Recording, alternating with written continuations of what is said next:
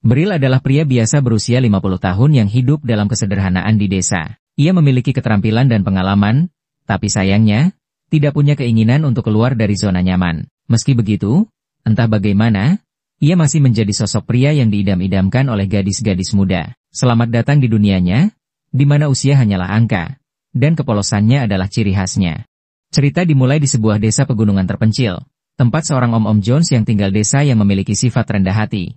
Dia bernama Bril Gardenan, di mana dia tengah berlatih dengan ayahnya yang sudah jauh lebih tua. Sang ayah, yang mulai lelah melihat Bril terus berlatih ilmu pedang, menyarankannya untuk fokus pada hal lain, seperti menikah. Ia merasa kecewa karena belum memiliki cucu yang bisa menemaninya di masa-masa terakhir hidupnya. Namun, Bril mengabaikan nasihat ayahnya dan langsung menuju dojo untuk mengajar. Dojo milik Bril adalah dojo tua yang telah mengajarkan ilmu pedang dari generasi ke generasi. Bril sendiri lahir dan tumbuh di dojo tersebut, dan selama yang ia ingat, hidupnya selalu diisi oleh latihan pedang menggunakan pedang kayu. Meskipun bagi sebagian orang rutinitas, makan, latihan, dan ulangi, terasa membosankan, Bril justru menikmatinya. Ia merasa bangga bisa mewariskan keterampilannya kepada generasi muda yang penuh semangat. Meskipun tidak memiliki kemampuan luar biasa, Bril tetap bahagia sebagai seorang guru, terutama karena banyak muridnya yang kini sukses dalam hidup mereka. Sore harinya, Bril pulang dari dojo, dan seperti biasa, ia kembali dipaksa oleh sang ayah untuk segera menikah. Sang ayah menganggap permintaannya tidak berlebihan, hanya ingin melihat cucu sebelum meninggal dunia. Ia bahkan meminta bantuan istrinya untuk meyakinkan Bril. Namun, bukannya mendukung sang suami, sang ibu malah setuju dengan anaknya. Sambil berkata bahwa cepat atau lambat, Bril pasti akan menemukan pasangan yang cocok. Dalam hatinya Bril berkata kalau dirinya sudah om-om. Yang bisa dia temukan sekarang paling cuma wanita yang sudah menopause. Kecuali dia menyukai gadis muda, namun itu hal yang lebih buruk lagi. Seakan kena karma, beberapa saat kemudian muncullah Alucia Citrus, mantan murid Bril, mengetuk pintu rumah mereka. Alucia kini adalah komandan kesatria kerajaan. Sebagai lulusan dari dojo Bril, baik Bril maupun ayahnya merasa bangga atas pencapaiannya. Kedatangan Alucia ternyata membawa kabar besar. Ia kini juga mulai mengajar ilmu pedang, dan telah merekomendasikan Bril sebagai instruktur khusus untuk para kesatria kerajaan, dan rekomendasi itu telah disetujui oleh Ordo Liberion. Bril nyaris tak percaya dengan apa yang ia dengar. Bagaimana bisa pria desa sepertinya mendapat tawaran sebesar itu? Tapi tawaran ini tidak bisa ditolak begitu saja. Jika ia menolaknya, hal itu bisa dianggap sebagai penghinaan terhadap kerajaan, dan hukumannya bisa jadi adalah hukuman mati. Sebelum Bril sempat memutuskan, Alucia memberitahunya bahwa ia harus berangkat ke ibu kota saat ini juga untuk mendiskusikan detail selanjutnya. Sang ayah tentu saja menyemangatinya. Ia menyuruh Bril segera naik kuda, menemukan istri yang cocok di ibu kota, dan pulang membawa calon cucu untuknya. Secara halus, sang ayah juga menyarankan agar Bril menikahi Alucia. Bril langsung tersinggung, menganggap selisih usia mereka terlalu jauh untuk menjalin hubungan romantis. Namun, reaksi gugup dari Alucia tampaknya menunjukkan bahwa ia tidak keberatan dengan hal itu. Ia tidak memberi komentar apapun dan hanya duduk diam sepanjang pertemuan mereka. Tak lama kemudian, sang guru dan mantan murid pun berangkat menuju ibu kota. Di perjalanan, Bril yang cerewet mulai mengobrol dengan Alucia, menanyakan tentang pedang yang ia bawa.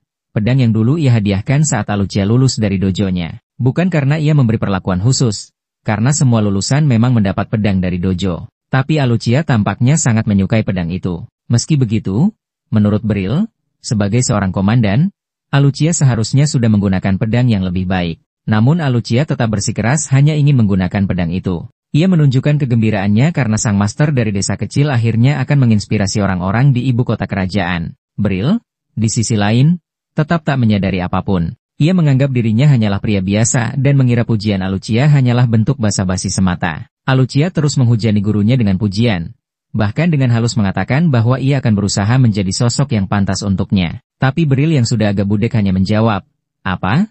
tanpa menangkap maksud tersembunyi di balik ucapan Alucia. Sesampainya di ibu kota, Bril menginap sendirian di sebuah penginapan karena merasa masih terlalu cepat untuk mengambil keputusan besar. Keesokan paginya, ia bertemu kembali dengan Alucia untuk perkenalan resmi di hadapan para kesatria Ordo Liberion. Sebagai komandan, Alucia mengumpulkan seluruh kesatria dan dengan bangga memperkenalkan Bril kepada mereka, mengatakan bahwa kemampuan Bril berada di level yang jauh di atas dirinya.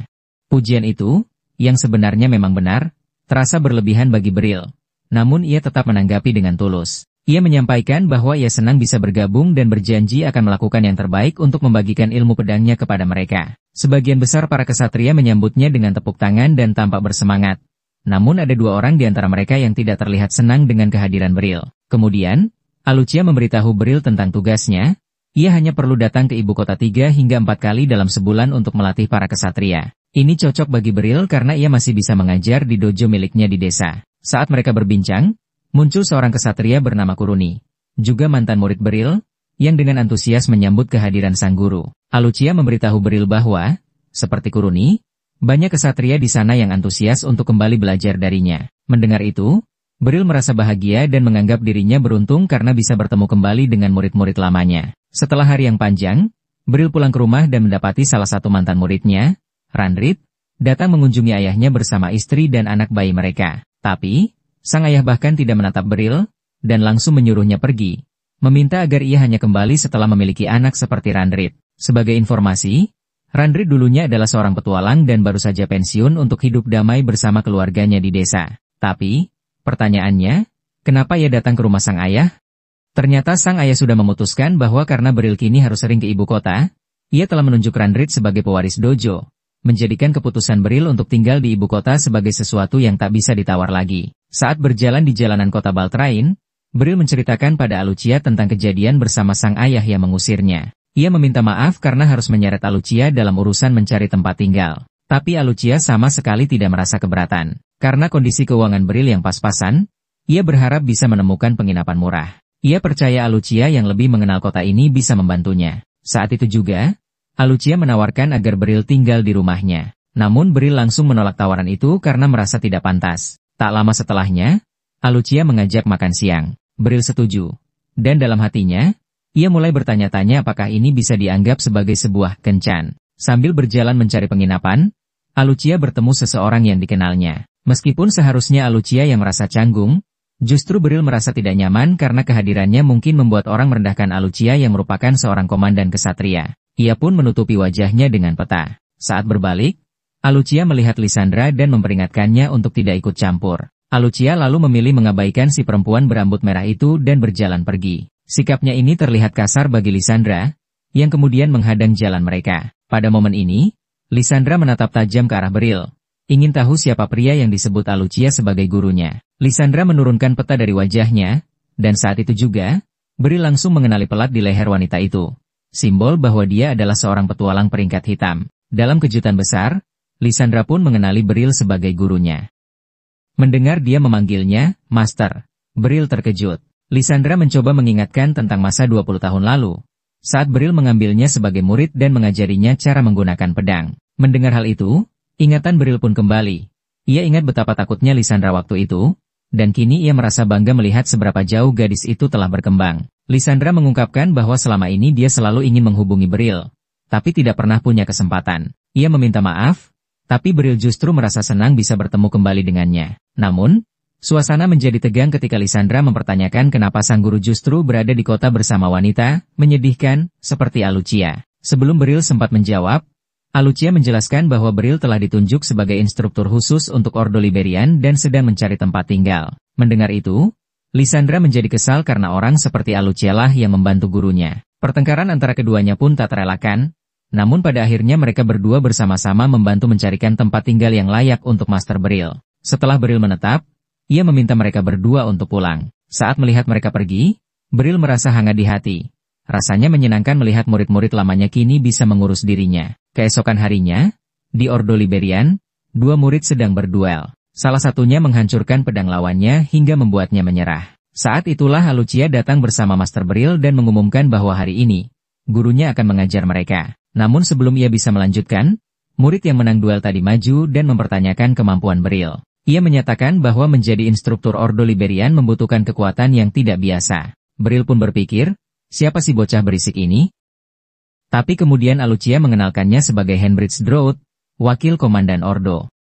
Henbridge menantang duel dan Alucia dengan cepat menyetujuinya, merasa ini kesempatan bagus untuk menunjukkan kemampuan gurunya. Dengan terpaksa, Bril menyetujui. Saat mereka bersiap, para murid bertanya-tanya apakah pria tua ini benar-benar bisa menang. Mereka belum pernah melihat Bril bertarung dan bahkan menyebutnya, om-om yang tak bisa ngajar. Di sisi lain, Henbridge menganggap Bril hanyalah seorang guru tua yang dibawa Alucia karena masa lalu mereka. Ia merasa kemampuan Bril sudah usang. Bahkan Bril sendiri tampak kurang percaya diri, tapi ia berharap tidak kalah terlalu memalukan, demi menjaga harga diri Alucia. Pertarungan dimulai. Handbridge langsung menyerang. Bril hanya bertahan, berusaha membaca gaya bertarung lawannya. Para murid yakin itu hanya soal waktu sebelum Handbridge menang. Namun, Bril akhirnya menemukan celah dan menyentuh dagu Handbridge dengan ujung pedangnya. Ia masih khawatir bahwa serangannya tidak berarti apa-apa, tapi Handbridge tetap menyombongkan diri. Pertarungan berlanjut, hingga Handbridge mengeluarkan jurus pamungkasnya. Semua yakin Bril sudah kalah. Tapi ternyata Bril telah membaca gerakannya, menghindar dengan cepat, dan menyentuh punggung Handbridge dengan pedangnya. Handbridge tercengang. Ia mengakui kekalahan dan memuji teknik luar biasa sang guru. Ia bahkan memohon untuk diajari teknik tersebut, tapi Bril hanya berkata mereka akan sampai ke situ nanti. Malam harinya, mereka berkumpul untuk merayakan penunjukan Bril sebagai instruktur. Saat minum bersama, Handbridge meminta maaf atas kelancangannya, namun Bril tidak mempersoalkannya. Ia merasa wajar bagi seorang murid untuk menguji kemampuan gurunya. Sementara itu, Alucia tak henti-hentinya menggoda Handbridge, menyombongkan betapa hebatnya sang master. Ia sangat percaya diri terhadap kemampuan gurunya. Di rumah lama Bril, sang guru tua bertemu Randrid dan merasa bangga bahwa anak didiknya berhasil memaksa Bril keluar ke dunia luar. Ia mengakui belum pernah melihat pendekar yang lebih hebat dari Bril dan senang akhirnya Bril bisa menunjukkan kemampuan sejatinya di luar desa. Keesokan paginya di Akademi Para Ksatria, para murid muda sudah mulai berlatih di bawah pelatihan pelatih baru mereka. Bril dengan cermat mencatat postur, posisi berdiri, dan gaya serangan masing-masing murid, menunjukkan kesalahan mereka satu persatu dan memperlihatkan dengan jelas kenapa dia ditunjuk sebagai instruktur khusus. Ia mendemonstrasikan bagaimana cara membaca gerakan lawan dan memberikan wawasan kecil yang bisa sangat berguna dalam banyak situasi. Meskipun Bril merasa bahwa penjelasannya tidak terlalu hebat, semua murid tetap menyimak dengan mulut menganga seolah baru saja mendengar ujangan dari dewa. Ia terus mengajar murid-murid yang sangat antusias, dan setelah seharian mengajar dengan sungguh-sungguh, ia keluar dari ruang latihan saat Handbridge menghampirinya dan berterima kasih atas kontribusinya. Murid lama Bril, Kuruni, juga berlari menghampirinya setelah melihatnya, dan bertanya apakah Bril punya waktu sore ini karena ia ingin mengajaknya berkeliling ibu kota. Mengingat Bril mungkin belum terlalu mengenal daerah ini. Bril mengakui bahwa yang biasa ia lakukan hanyalah datang pagi-pagi lalu langsung pulang setelah bekerja. Mendengar ini, Handbridge setuju dengan Kuruni dan mendorong Bril untuk ikut dengannya. Akhirnya Bril setuju. Dan Kuruni pun segera berlari untuk bersiap-siap demi kencan tidak resmi itu. Sementara itu, Bril merasa bahagia karena ia mulai merasa betah di tempat barunya. Padahal baru seminggu menjadi instruktur. Di sisi lain, Alucia sedang menghadiri pertemuan dengan para petinggi, membahas rencana Ordo Liberian untuk waktu mendatang. Ia berhasil meyakinkan mereka mengenai inisiatif yang akan ia jalankan, sekaligus menjamin kualitas sang instruktur khusus, Bril, dengan mengatakan bahwa dia melebihi semua ekspektasi. Setelah menghadiri pertemuan, dia menatap keluar jendela dengan pikiran penuh, terutama tentang Bril dan kesejahteraannya karena dia terobsesi dengan Bril. Dia menjelaskan mengapa dia pergi sejauh itu untuk membawa Bril keluar dari desa terpencil itu, menceritakan tentang masa kecilnya saat dia dan orang tuanya pindah ke kota tetangga desa Bril. Suatu hari, mereka mengunjungi dojo Bril setelah mendengar banyak hal baik tentangnya. Melihat Alucia muda, Bril mendorongnya dan orang tuanya untuk mendaftarkannya agar dia bisa belajar melindungi dirinya sendiri karena, berbeda dengan kota-kota besar, daerah pedesaan di sekitar sini tidak aman. Alucia, yang mungkin berusia sekitar 10 tahun, dan Bril, yang masih terlihat seperti berusia 40-an, diperkenalkan untuk pertama kalinya. Namun, Bril berhasil tampil sangat baik dan rendah hati sehingga Alucia langsung setuju untuk berlatih di dojonya. Dia mulai berlatih menangkis di bawah pengawasannya dan juga belajar bergerak secara efisien. Karena itu juga merupakan ciri khas seorang pendekar pedang. Keseimbangannya tidak bagus, kekuatannya lebih buruk. Tetapi secara bertahap dia semakin baik dalam segala hal dan bahkan menjadi lebih kuat dari saingannya, Randrid, yang sekarang mengelola dojo. Satu-satunya hal yang mendorongnya untuk terus berlatih adalah pujian dan ucapan selamat dari Bril. Bahkan untuk hal-hal kecil, dan dia selalu menantikan latihan bersamanya. Setelah dia mendapatkan pegangan yang tepat pada pedangnya, Bril memutuskan untuk menguji keterampilan serangnya dan mengajaknya berduel simulasi. Ketika Bril mengambil sikap, Alucia menjadi bingung karena tidak bisa menemukan celah untuk menyerangnya. Dia bertanya-tanya mengapa, tetapi memilih untuk tidak memikirkannya terlalu dalam dan menyerang Bril, yang dengan mudah memblokir serangannya dan melucuti pedangnya dalam hitungan detik. Meskipun kalah, Bril memujinya karena memiliki insting bawaan yang baik, mengatakan bahwa dia bergerak pada waktu yang tepat, berbeda dengan yang lain yang akan menyerang sembarangan. Hari-hari berlalu dengan latihan, dan suatu hari diadakan turnamen simulasi antara para siswa dojo Bril dan dojo dari kota tetangga. Alucia menunjukkan betapa berbakatnya dia dengan bergerak ringan seperti bulu. Dia mengalahkan lawannya dengan mudah, Dan setelah tim Bril mengalahkan dojo lawan, Alucia, dalam perjalanan pulang, bertanya apakah mereka terlalu kuat. Dia menunjukkan bahwa Bril sendiri telah mengalahkan Master Dojo lawan, tetapi Bril mengklaim bahwa dia sama sekali tidak kuat. Yang membuatnya kesal adalah kenyataan bahwa Alucia lebih fokus pada menang atau kalah, bukan pada apa yang sebenarnya penting, belajar bagaimana melindungi diri.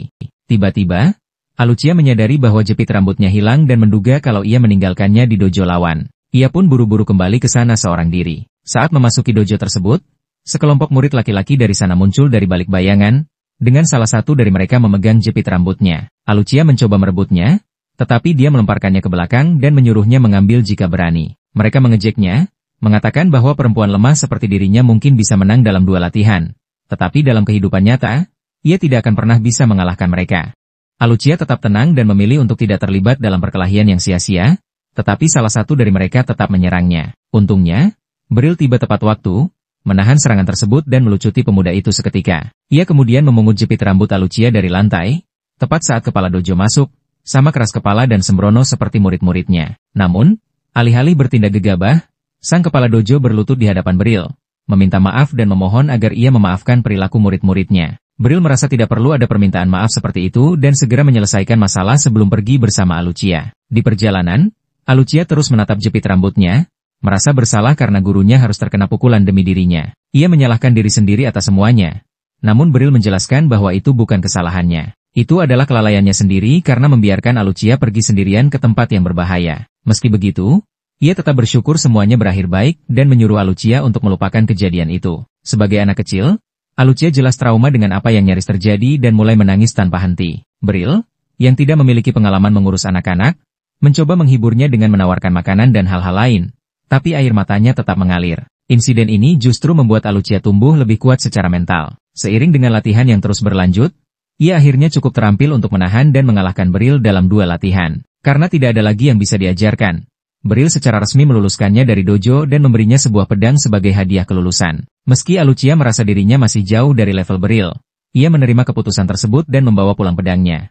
Meskipun hatinya ingin tetap tinggal. Setelah keluar dari bayangan gurunya, Alucia bergabung dengan Ordo Liberian untuk menunjukkan kepada dunia bahwa ilmu pedang gurunya tak tertandingi. Setelah lulus ujian masuk dengan nilai sempurna, ia membuktikan kemampuannya dengan tidak hanya mengalahkan para kandidat lain, tetapi juga menjatuhkan para penguji. Saat itulah ia sadar bahwa jika para penguji pun tidak bisa mengalahkannya, maka mereka jelas tidak selevel dengan gurunya. Ia sangat paham betapa Bril sendiri tidak menyadari bakatnya yang luar biasa. Maka dari itu, ia merasa bertanggung jawab untuk memperkenalkan sang ahli pedang sejati kepada dunia. Dengan tujuan itu, ia bekerja keras hingga mencapai pangkat komandan dan meraih banyak kesuksesan di sepanjang jalan. Melompat ke masa sekarang, sudah 10 tahun sejak ia meninggalkan dojo. Menurut perhitunganku yang kasar, usianya kini sekitar 22 tahun, dan Bril, ya, secara teknis masih kelihatan kayak om-om. Tapi, sebagai pembelaannya, bukan dia yang mengejar-ngejar gadis, justru gadis-gadis yang terus mendekatinya. Bagaimanapun juga, Alucia telah menyaksikan pertarungan antara Bril dan Henbridge, dan menyimpulkan bahwa Bril kini bahkan lebih kuat, dengan keterampilan yang lebih tajam dari sebelumnya. Ia percaya bahwa gurunya pantas mendapatkan lebih dari sekadar posisi sebagai instruktur khusus. Beberapa orang mungkin menganggapnya berlebihan, tapi Alucia tidak peduli. Ia pun menuju ke ruang pelatihan untuk menyampaikan kabar penting kepada Bril. Sayangnya, menurut Henbridge, Bril sudah pulang lebih awal hari ini. Henbridge juga menyebut betapa terkesannya dia dengan wawasan dan pengetahuan Bril sebelumnya. Alucia lalu bertanya apakah Bril telah kembali ke desa. Tetapi Henbridge mengatakan bahwa Kuruni telah membawanya jalan-jalan keliling ibu kota. Mendengar itu membuat Alucia cemburu, karena dia juga berencana melakukan hal yang sama, dan menganggapnya sebagai kencan. Sekarang, ia agak kesal karena Kuruni secara tidak sengaja mencuri idenya. Adegan berpindah ke pasar ibu kota yang ramai, tempat di mana Bril sedang berjalan-jalan bersama Kuruni di sisi barat kota. Karena Kuruni paling suka daerah itu. Tapi Bril tidak begitu menikmati suasananya. Ia ingin pergi ke bagian utara, tempat wisata seperti istana dan gereja berada. Menanggapi hal itu, Kuruni mengatakan bahwa hanya kakek-kakek dari desa terpencil yang suka tempat seperti itu. Dan tanpa sadar melukai hati Bril yang polos. Tepat saat itu, muncul seseorang yang menabrak Bril, Vicele, salah satu murid lamanya. Awalnya, Bril tidak mengenalinya, membuat Vicele yang sedang menyamar sebagai gadis kucing terlihat sedih. Untuk membantunya mengingat, ia menunjukkan pedang pemberian Bril sebagai hadiah kelulusan dari dojo. Barulah Bril menyadari bahwa dia juga muridnya yang sudah menyelesaikan pelatihan. Setelah berpikir sejenak, akhirnya ia ingat dan meminta maaf karena tak mengenalinya sejak awal. mengatakan bahwa penampilannya sudah sangat berubah. Vicele lalu menyebut bahwa dulu dia berlatih bersama Kuruni ketika mereka masih menjadi murid Bril, dan bahwa sudah 5 tahun sejak kelulusannya. Kuruni, yang bangga pada temannya, dengan semangat memberitahu Bril bahwa Vicele sekarang adalah bintang di korps sihir. Artinya dia bukan hanya penyihir berbakat, tetapi juga ahli pedang. Kuruni bertanya pada Vicele apa yang sedang ia lakukan di pasar. Dan Vicele menjawab bahwa ia datang untuk membeli beberapa aksesoris sihir. Ia menunjukkan sebuah artefak pada Bril, contohnya alat yang bisa menghasilkan sihir api. Ternyata, siapapun bisa memakai artefak sihir seperti itu, tapi harganya sangat mahal dan jelas tidak terjangkau oleh orang biasa. Namun Vicele mengungkapkan bahwa ia tidak butuh alat semacam itu. Lalu dengan santai mendemonstrasikan kemampuannya memanggil sihir secara langsung. Menurut Bril, sangat sedikit orang di dunia ini yang benar-benar bisa menjadi penyihir. Jadi ia hanya bisa membayangkan seberapa keras Vicele berlatih hingga menjadi penyihir sejati. Ia merasa bangga, meskipun sempat khawatir kalau Vicele sudah meninggalkan jalur ilmu pedang. Namun kekhawatiran itu segera terbukti salah saat seorang pencuri merampas dompet seorang nenek di dekat mereka. Tanpa ragu, Vicele mengalirkan mana ke pedangnya dan menangkap pencuri itu dengan mudah. Ia menggunakan sihir pedang. Menggabungkan kemampuan berpedangnya dengan sihir, membuatnya menjadi penyihir yang benar-benar langka. Bril mengucapkan terima kasih, meskipun tak menjelaskan alasannya secara langsung. Tapi jelas terlihat bahwa ia lega dan senang mengetahui Vicele tidak meninggalkan jalan pedang. Sebagai orang desa sejati, Bril bangun sebelum matahari terbit keesokan harinya dan pergi jalan-jalan pagi sambil mengunyah sepotong roti. Saat itu, ia melihat seseorang yang mencurigakan berkeliaran di gang kecil. Dan ternyata itu adalah seorang wanita lagi.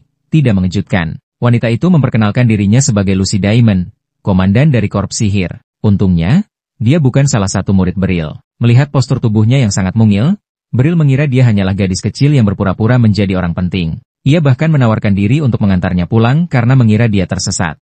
Ucapan itu cukup membuat Lucy geram sampai ia harus membuktikan dirinya. Dengan mengeluarkan api dari tangannya saat itu juga, Bril pun langsung berubah sikap dan mulai menganggapnya serius. Setelah itu, Lucy ikut berjalan pagi bersama Bril sambil menjelaskan alasan ia mendekatinya. Ternyata, Vicele tidak henti-hentinya memuji Bril setelah pertemuan mereka kemarin, dan hal itu membangkitkan rasa penasaran Lucy. Ia ingin melihat sendiri apakah Bril benar-benar sekuat yang dikatakan Vicele. Dan sekarang, ia telah memancing Bril ke arena pertarungan karena ingin menguji kekuatannya sepenuhnya. Melawan seseorang yang lebih tangguh dari para pengecut yang biasa ia hadapi. Lagi pula, kesempatan seperti ini sangat langka. Lucy melepaskan sihir api ke arah Bril. Namun saat dia menghindar dari serangan itu, Lucy langsung menyadari bahwa lelaki tua ini ternyata punya refleks yang luar biasa. Bril pun sadar kalau nenek tua dalam tubuh anak kecil ini tidak sedang main-main.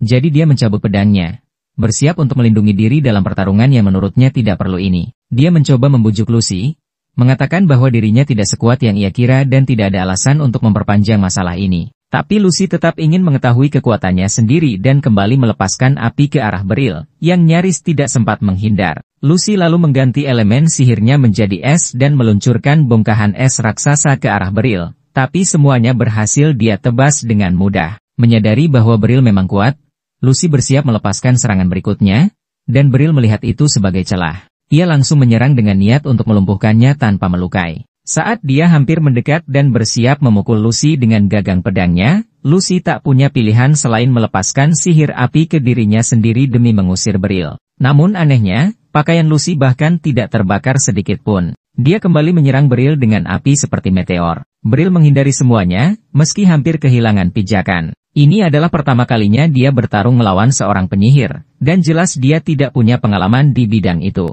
Lucy terus berganti antara sihir api dan es. Saat Bril mulai terbiasa dengan pola serangannya, Lucy mengganti taktik menggunakan sihir petir untuk menghentikannya. Dengan Bril yang mulai menjauh, Lucy menjadi serius dan mulai menyiapkan serangan yang gelap dan menyeramkan. Membuat Bril sadar kalau dia terkena serangan itu, kemungkinan besar dia tidak akan selamat. Tepat saat Lucy hendak melepaskan serangan pamungkasnya, dia menghentikan dirinya sendiri. Dia merasa lebih dari cukup puas dengan pertarungan mereka sejauh ini. Lagi pula, dia tak ingin Bril berubah menjadi daging cincang. Jadi dia menahan diri. Bagaimanapun juga, kini dia mengerti kenapa Vicele sangat mengagumi Bril. Tapi Bril sendiri tak merasa hebat, mengatakan bahwa meski dia sudah berlatih seumur hidup, dia belum pernah bisa mengalahkan ayahnya sekalipun. Lucy hanya tertawa dan menganggap Bril terlalu rendah hati. Menyadari bahwa selama ini dia cuma mengganggunya tanpa alasan. Setelah mereka benar-benar saling mengenal, Lucy mengundangnya untuk datang ke institut sihir miliknya kapanpun dia mau, berjanji akan menebus perbuatannya hari ini. Bril setuju, meskipun katanya tidak ada alasan baginya untuk pergi ke sana karena dia tidak punya bakat sihir. Saat Lucy pergi, dia memperingatkan Bril bahwa kalau dia berhasil mempelajari sihir baru, dia pasti akan kembali dan mencobanya pada Bril. Nanti di markas Ordo Liberian, Bril bertemu dengan Ficelle yang datang atas urusan dari Korps Sihir untuk mengirimkan ramuan ke Ordo tersebut. Bril senang melihat bahwa para ksatria menggunakan ramuan sihir dan mengatakan bahwa dia sendiri hanya bisa menggunakan ramuan herbal karena tidak mampu membeli yang bagus. Ngomong-ngomong soal itu, Ficelle ingin memberikan sebotol ramuan sihir kepada Bril sebagai hadiah. Tapi Bril menolaknya karena menurutnya itu terlalu mahal untuk diberikan pada orang tidak berguna sepertinya. Namun Ficelle bersikeras memberikannya sebagai permintaan maaf atas nama Lucy atas apa yang dia lakukan pagi tadi. Bril lalu bertanya apakah benar anak kecil itu adalah komandan korps sihir. Ficelle mengangguk dan menjelaskan bahwa Lucy menggunakan sihir untuk terlihat muda, dan dia sebenarnya sudah sangat tua, begitu tua hingga tidak ada orang yang masih hidup tahu usia aslinya. Ficelle kemudian meminta maaf karena merasa bertanggung jawab atas semuanya. Dialah yang pertama kali menceritakan tentang Bril kepada Lucy. Tapi Bril menyuruh Ficelle untuk tidak khawatir. Dan untuk mengurangi rasa bersalahnya, dia akhirnya menerima ramuan itu. Dalam obrolan mereka, Bril membagikan pengalamannya, menceritakan betapa takutnya dia ketika Lucy terus menyerangnya dengan api dan es, membuatnya merasa bahwa satu kesalahan kecil saja bisa membuatnya hancur berkeping-keping. Ficelle pun mengakui bahwa Lucy memang spesial. Karena penyihir biasa tidak bisa terus-menerus menggunakan sihir seperti Lucy. Alucia menghampiri dan berterima kasih kepada Ficelle atas pengiriman ramuan, lalu memintanya untuk meletakkannya di ruang penyimpanan. Setelah Ficelle pergi, Alucia membawa Bril menemui Lysandra, yang ingin Bril membantu melatih para petualang baru di guildnya. Lysandra menunjukkan surat permintaan resmi dari kepala guild, tapi Bril ingin tahu lebih dulu jenis pelatihan seperti apa yang diharapkan darinya. Setelah tahu bahwa dia akan melatih mereka untuk persiapan menjelajahi Dungeon dan menangani situasi darurat, Bril langsung teringat masa mudanya saat dia pernah masuk ke dalam Dungeon sendirian demi mencari harta karun, hanya untuk keluar dengan tubuh babak belur dihajar monster. Itulah mengapa Bril menganggap Dungeon berbahaya, tidak menyadari bahwa sekarang dia sudah cukup kuat untuk menaklukkan Dungeon tersulit sekalipun sendirian. Maka, Bril menolak, dia tidak ingin para petualang muda mengalami nasib buruk seperti dirinya dulu. Namun Lysandra bersikeras, mengatakan bahwa jika Bril yang melatih mereka, para petualang baru akan cukup terampil dan kompeten sehingga tidak terluka. Untuk meyakinkan Bril, Lysandra memintanya setidaknya bicara dengan kepala guild terlebih dahulu. Alucia juga mendukung, mengatakan bahwa tidak ada larangan bagi instruktur khusus seperti Bril. Akhirnya Bril pergi ke guild petualang bersama Lysandra, di mana mereka menemukan Lucy sedang duduk di kantor kepala guild. Ternyata dia adalah teman lama kepala guild. Bril mengabaikannya dan langsung berbicara kepada kepala guild, Nidus, seorang pria tua dengan bekas luka peperangan di wajahnya. Nidus menyambut Bril dan menjabat tangannya, mengatakan bahwa dia mempercayainya karena petualang terbaik mereka, Lysandra, telah merekomendasikannya. Bril menjelaskan bahwa dia belum membuat keputusan, tapi baik Nidus maupun Lucy begitu mendominasi hingga Bril tak bisa menolak. Nidus meminta Bril untuk berbicara kepada asistennya, Megan, untuk detail pekerjaan. Namun sebelum Nidus secara resmi mempekerjakannya, Megan menyela, mempertanyakan bagaimana bisa mempercayakan pelatihan Dungeon kepada seorang amatir yang bahkan tidak punya catatan pernah menjelajahi Dungeon. Bril sebenarnya senang diperlakukan seperti itu, dia memang ingin mundur dari pekerjaan ini. Tapi Lysandra dan Lucy jelas tersinggung. Megan ingin Bril membuktikan dirinya dengan berduel melawan Lysandra, untuk membuktikan apakah dia benar-benar sehebat yang dikatakan dua wanita itu. Tentu saja Bril, yang sudah tua, enggan melakukan hal merepotkan seperti itu, tapi seluruh kelompok bersikeras hingga dia tak bisa menolak. Saat mereka tiba di lapangan untuk duel, semua orang antusias ingin tahu bagaimana hasilnya. Semua mengenal Lysandra sebagai petualang peringkat emas yang telah banyak menjalani misi di usia muda. Ia dikenal sangat cerdas dan terampil. Melihat semua orang begitu bersemangat menyaksikan duel ini, Bril mulai khawatir seperti biasa. Si bodoh ini masih berpikir bahwa dirinya tidak cukup baik untuk bertarung melawan seseorang seperti Lysandra. Dan jujur saja, sepertinya dia bahkan tidak ingin menang. Dia tidak menginginkan pekerjaan ini, jadi kalah dalam duel akan menjadi jalan keluar yang sempurna. Di sisi lain, Lysandra sangat bersemangat untuk berduel dengan sang guru. Dia sudah menantikan hari ini seumur hidupnya, dan setiap hari dia bersyukur atas apa yang telah Bril lakukan untuknya. Tenggelam dalam kenangan, dia teringat hari pertama bertemu Bril, hari yang mengubah segalanya. Hari itu, dia sedang bepergian bersama orang tuanya, pindah ke tempat baru. Mereka penuh semangat menyambut masa depan sambil membawa banyak buah untuk dijual demi memulai hidup baru. Namun saat mereka sedang berbincang gembira, seekor monster tiba-tiba menyerang. Orang tuanya tahu mereka tidak akan bisa bertahan dalam pertempuran itu. Maka, satu-satunya yang bisa mereka lakukan adalah memastikan keselamatan putri mereka. Mereka melemparkan Lisandra kecil ke dalam lubang, dan dia pun menutup matanya, mengira akan bertemu penyelamat di surga. Tapi ternyata, dia bertemu penyelamat di bumi. Seseorang yang baik hati, Bril datang dan membawanya pulang. Dia merawat Lisandra sampai gadis kecil itu sadar kembali. Saat dia membuka matanya, Bril memberinya makanan dan bertanya tentang orang tuanya, penasaran kenapa dia sendirian di sana. Pertanyaan itu menyentuh luka lamanya, mengingatkan pada tragedi yang baru saja dialaminya, dan dia pun mulai menangis. Bril membiarkannya sendiri untuk sementara.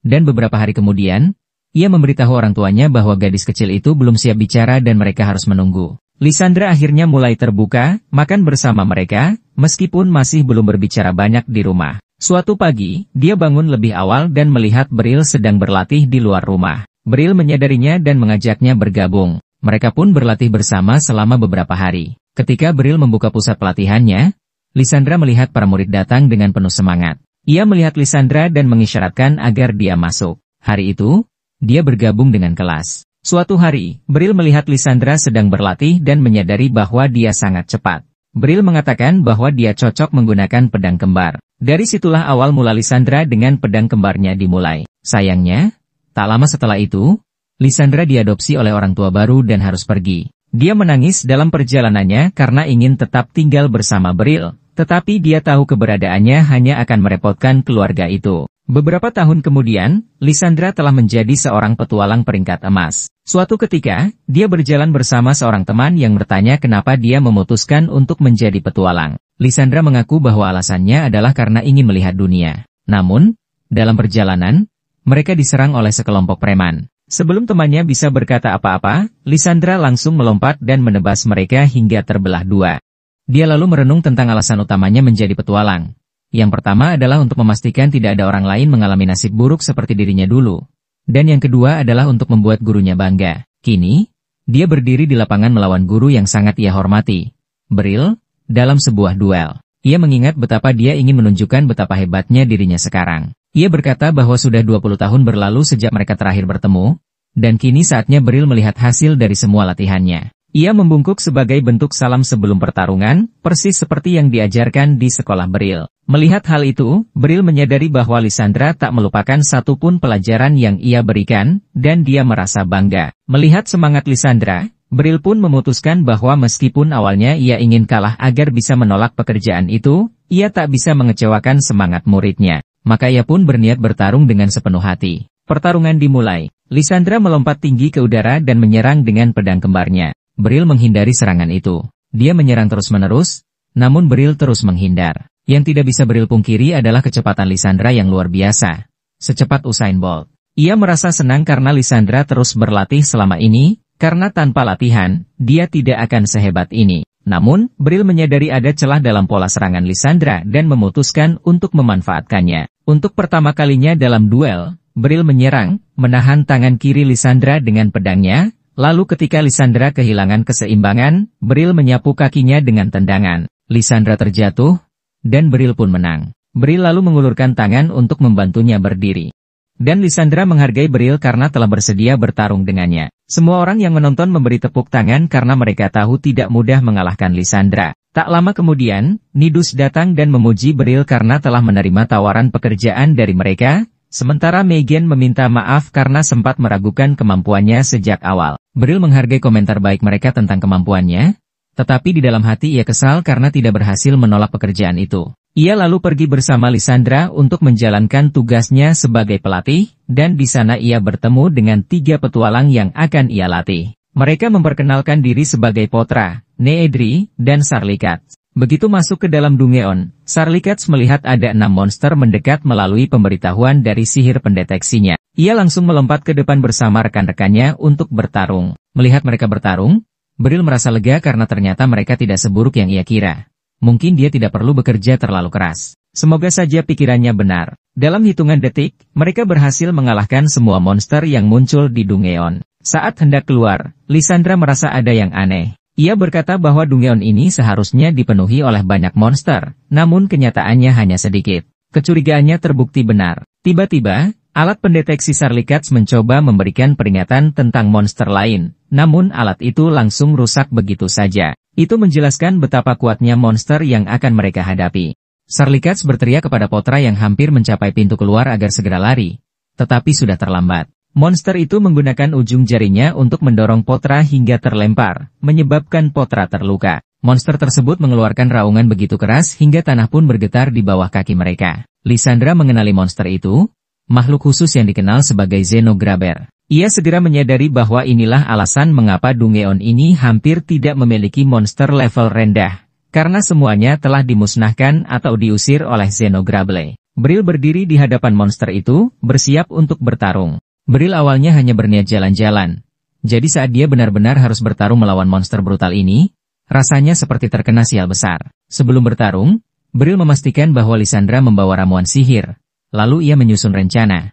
Lysandra akan mengalihkan perhatian monster sementara ia menyembuhkan Potra yang terluka. Namun, saat Bril mengulurkan tangan untuk meminta ramuan itu, Lysandra malah salah paham, mengira dia meminta izin untuk bertarung langsung. Dia berterima kasih kepada Bril karena mengambil alih pertempuran dan langsung berlari ke arah Potra untuk menolongnya. Bril hanya bisa terdiam syok dengan perubahan situasi yang mendadak ini, tapi tidak ada waktu untuk menjelaskan. Monster itu langsung menyerang, dan Bril nyaris menghindar sambil bertahan dengan pedangnya. Selama 1 menit penuh ia bertahan melawan serangan bertubi-tubi, hingga akhirnya menemukan celah dan menyerang kaki monster itu. Namun kulit monster itu sekeras batu, dan Bril sadar ia tidak akan menang jika bertarung langsung. Dari kejauhan, ia melihat Lysandra sudah membawa Potra masuk ke dalam gua, membuatnya sedikit lega. Tugasnya kini hanyalah mengulur waktu. Tapi tiba-tiba, monster itu menghantam Bril dan melukai lengan kirinya. Bril tahu bahwa tidak ada monster yang benar-benar tak terkalahkan. Pasti ada kelemahannya. Ia bertaruh bahwa kepala monster itu adalah titik lemahnya. Dengan nekat, ia menyerang kepala monster tersebut. Namun saat ia hampir mendekat, monster itu menyemburkan api. Semburan api itu hampir mengenai Bril, menghancurkan pohon-pohon di belakangnya hingga menjadi debu. Bril, yang tak tahu bahwa monster ini bisa menggunakan sihir, kini sadar bahwa ia benar-benar tak bisa menang dalam pertarungan langsung. Tapi ia juga tak bisa lari, karena monster ini terlalu cepat. Terpaksa, ia terus bertahan. Akhirnya, monster itu melakukan kesalahan. Ia menyerang dengan ekornya, dan Bril memanfaatkan kesempatan itu untuk menebas ekornya. Namun, kehilangan ekor justru membuat monster itu semakin mengamuk. Ia melancarkan semburan api yang lebih ganas, menghantam Bril hingga terlempar jauh, menabrak belasan pohon. Meski begitu, Bril berhasil tetap berdiri, tapi monster itu langsung menerjangnya kembali, menghantamnya hingga menembus banyak pohon. Saat diterjang, Bril tetap tenang, memanjat ke punggung monster, mencoba mengendalikan situasi. Monster itu pun terbang ke langit dengan kecepatan supersonik, namun Bril tetap bertahan. Entah bagaimana, monster itu tampaknya terkesan dengan kegigihan Bril dan akhirnya kembali turun ke tanah. Setelah mendarat, monster itu meraung keras, memunculkan panas yang begitu intens hingga tanah di sekitar mereka meleleh menjadi lava. Bril buru-buru naik ke dataran tinggi untuk menyelamatkan diri. Namun lava itu mulai menjalar ke arah gua, tempat Potra dan yang lainnya bersembunyi. Nedri dan Sarlikats berusaha menarik Potra menjauh, berpikir mereka bisa melarikan diri. Tapi situasi memburuk, atap gua mulai meleleh akibat panas yang ekstrim. Melihat ini, Bril sadar bahwa jika monster itu terus menambah panas, semuanya akan mati. Dengan keberanian penuh, Bril melompat kembali ke medan pertempuran, menghindari semua serangan monster itu, dan berhasil mendekati kepala monster. Ia menghujamkan pedangnya ke mata kiri monster itu. Namun, pedangnya hancur seketika. Bril kini tanpa senjata dan sepenuhnya terbuka pada serangan balasan. Tepat pada saat itu, Lysandra muncul dari atas, menjatuhkan diri ke arah monster dan menghantamnya ke tanah. Lalu dengan satu serangan kuat, menebas kepala monster itu, mengakhiri bencana ini. Jelas sekali bahwa Lysandra berada di level yang berbeda. Tapi Lysandra tetap memberikan pujian kepada Bril. Ia mengatakan bahwa dirinya hanya bisa mengalahkan monster itu berkat usaha Bril. Ia juga meminta maaf kepada Bril karena tidak datang lebih cepat, sampai-sampai pedang Bril harus patah. Namun Bril tidak peduli tentang pujian itu. Yang jauh lebih mengkhawatirkannya adalah keadaan Potra. Lysandra segera meyakinkannya bahwa Potra baik-baik saja. Tak lama kemudian, ketiga, Beban, Potra, Nedri, dan Sarlikats keluar dari gua, membuat Bril merasa sangat lega melihat semuanya selamat. Mereka lalu kembali ke guild petualang dan memperlihatkan bangkai monster kepada ketua guild, Nidus. Baik Nidus maupun asistennya sangat terkesan.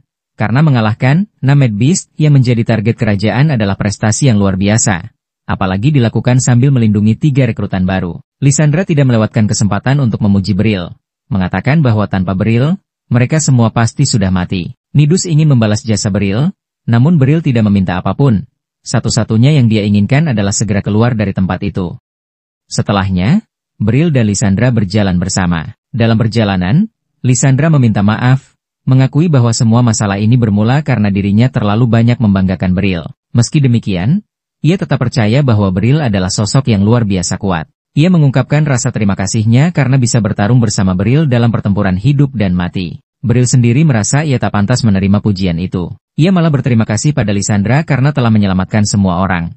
Dan dengan tulus menyatakan betapa bangganya ia pernah melatih Lysandra saat ia masih kecil. Mendengar itu, Lysandra terharu dan mengenang masa-masa berlatih bersama sang guru tercinta. Saat tiba waktunya berpisah, Lysandra diam-diam mengungkapkan bahwa ia berharap bisa memutar kembali waktu, untuk bisa menghabiskan lebih banyak waktu bersama Beryl. Setelah kejadian ini, pedang Beryl patah. Ia pun perlu menemui pandai besi untuk memperbaikinya, atau mungkin sekalian mencari pedang baru. Sebagai seorang guru yang cukup terkenal, ada banyak mantan murid yang dengan senang hati bersedia membantunya. Kuruni dengan sukarela menawarkan diri untuk membawanya ke pandai besi.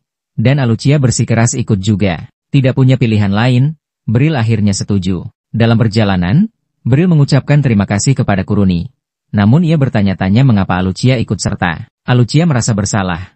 Sejak kedatangan Beryl, Kuruni sudah membawanya keliling kota, Lysandra sudah mencarikannya tempat tinggal. Sementara ia sendiri merasa belum pernah berbuat apa-apa untuk membantu. Ketika Beryl bertanya apa yang sedang ia pikirkan, Alucia terlalu malu untuk mengatakannya. Beryl juga merasa heran kenapa mereka harus berjalan jauh hanya untuk bertemu seorang pandai besi. Kuruni hanya tersenyum misterius dan menolak menjawab. Sesampainya di tempat tujuan, suara sang pandai besi terdengar sangat familiar. Saat Beryl melihat lebih dekat, ia terkejut mendapati bahwa orang itu adalah Balder. Beryl langsung berteriak girang. Sebuah reuni tak terduga. Ternyata Balder dulunya juga pernah menjadi murid di akademi tempat Beryl mengajar. Balder, yang bercita-cita menjadi pandai besi hebat, percaya bahwa untuk memahami pedang, ia harus terlebih dahulu belajar menggunakannya. Karena itu, meski usianya lebih tua daripada murid lain, ia tetap bergabung dan berlatih bersama mereka. Mereka berdua bersatu kembali dengan bahagia, sementara Alucia merasa sedikit tersisih karena ia bukan bagian dari masa lalu itu. Kuruni lalu meminta Balder untuk memperbaiki pedangnya. Namun setelah memeriksanya, Balder mengatakan bahwa pedang itu sudah tak bisa diperbaiki. Mereka bertanya-tanya kenapa pedang Kuruni begitu rapuh. Beryl lalu bertanya bagaimana perasaan Kuruni saat memegang pedangnya. Kuruni mengaku bahwa pedangnya terasa terlalu ringan. Beryl segera menyadari masalahnya. Kuruni jauh lebih kuat daripada yang disadarinya sendiri, dan kekuatannya melebihi ketahanan pedang itu.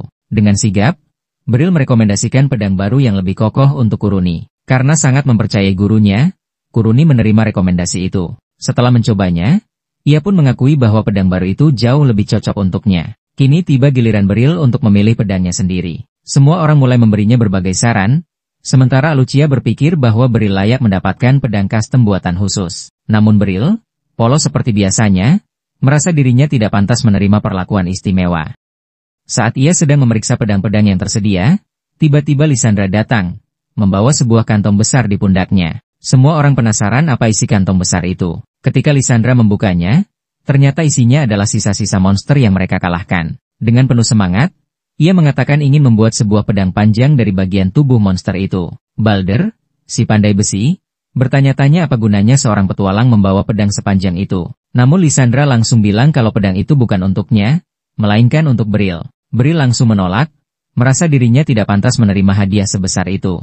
Ia berusaha membantah. Alucia juga ikut bersikeras, kalau ada yang harus memberinya pedang, seharusnya itu dirinya.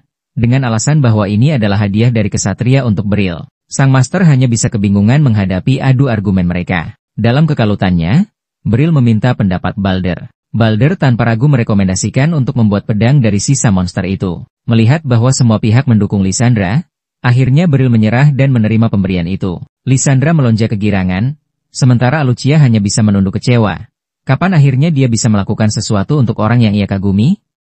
Di sisi lain, Balder tampak jauh lebih bersemangat daripada siapapun. Ini kesempatan langka baginya, membuat pedang dari bahan monster kuat. Ia bahkan begitu antusias hingga Bril harus menegurnya agar jangan membuat pedangnya terlalu besar. Dalam hatinya, Bril menyadari bahwa dukungan Balder bukanlah karena perhatian pada dirinya atau Lysandra, melainkan demi kehormatan pribadi, menjadi pandai besi pertama yang menempa pedang dari bahan seistimewa itu.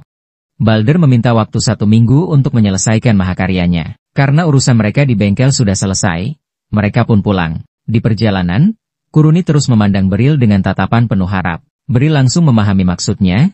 Ia ingin diajari menggunakan pedang barunya. Tanpa banyak bicara, Bril membawanya ke tempat latihan. Ia mulai mengajarinya teknik dasar, menarik pedang dari pinggul, sebuah fondasi penting dalam semua pelatihannya. Saat melihat Kuruni berlatih, Bril merasa terkejut. Gadis itu masih mengingat dengan baik dasar-dasar yang pernah dia ajarkan. Ia sadar, mungkin itulah kenapa dia selalu meninggalkan kesan mendalam di hati murid-muridnya. Ajarannya tak pernah benar-benar terlupakan. Seusai latihan, Bril merasa sangat lelah. Ia pergi mencari minuman, tetapi bahkan setelah meneguknya, kelelahan tetap membebani tubuhnya. Ia hanya bisa menghibur dirinya sendiri dengan kenyataan bahwa murid-muridnya terus berkembang dengan baik. Setelah membayar minuman, ia berjalan keluar dengan tubuh limbung.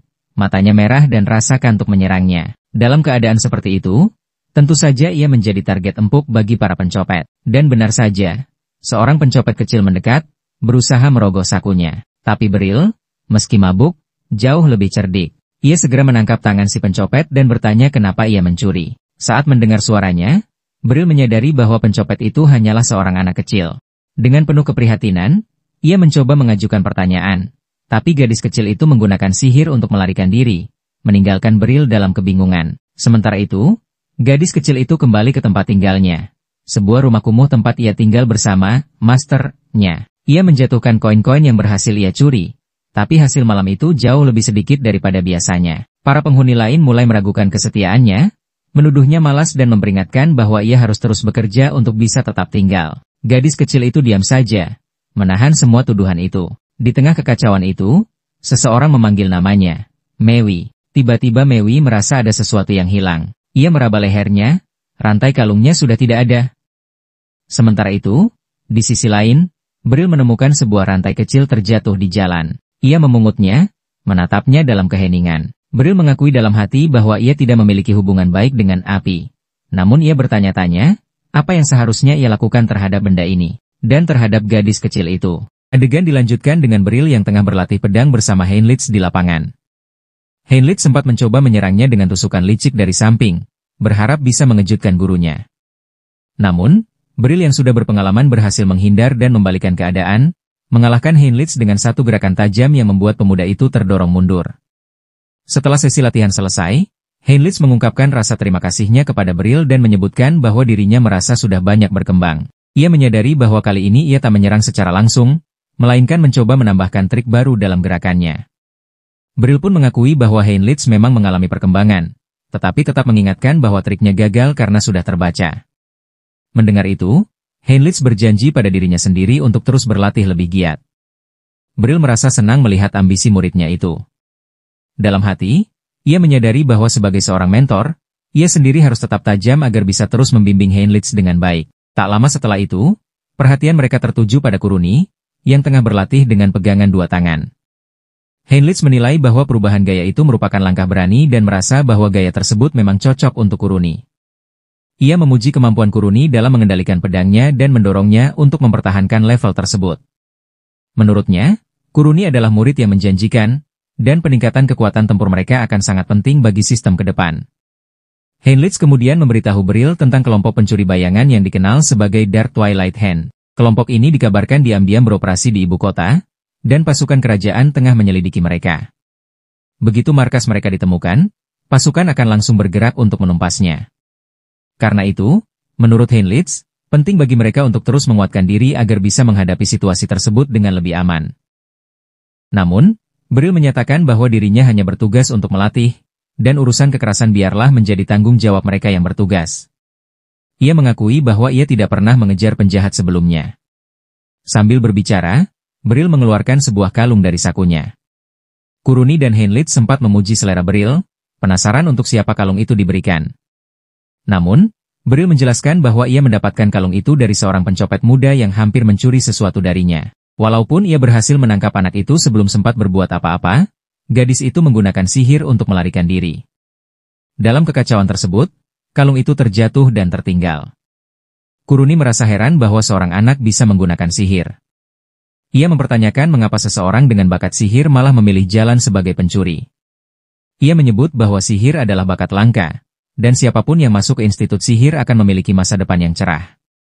Anak-anak maupun orang dewasa bisa tinggal di asrama, dan setelah lulus akan menjadi penyihir hebat atau petualang ternama. Kesempatan kerja pun terbuka luas. Heinlein sempat berpendapat bahwa mungkin saja anak itu menyembunyikan alat sihir, sehingga masuk akal jika ia bukan benar-benar berbakat, melainkan hanya terbantu oleh alat. Kuruni lalu bertanya apa yang akan dilakukan Beryl dengan kalung itu.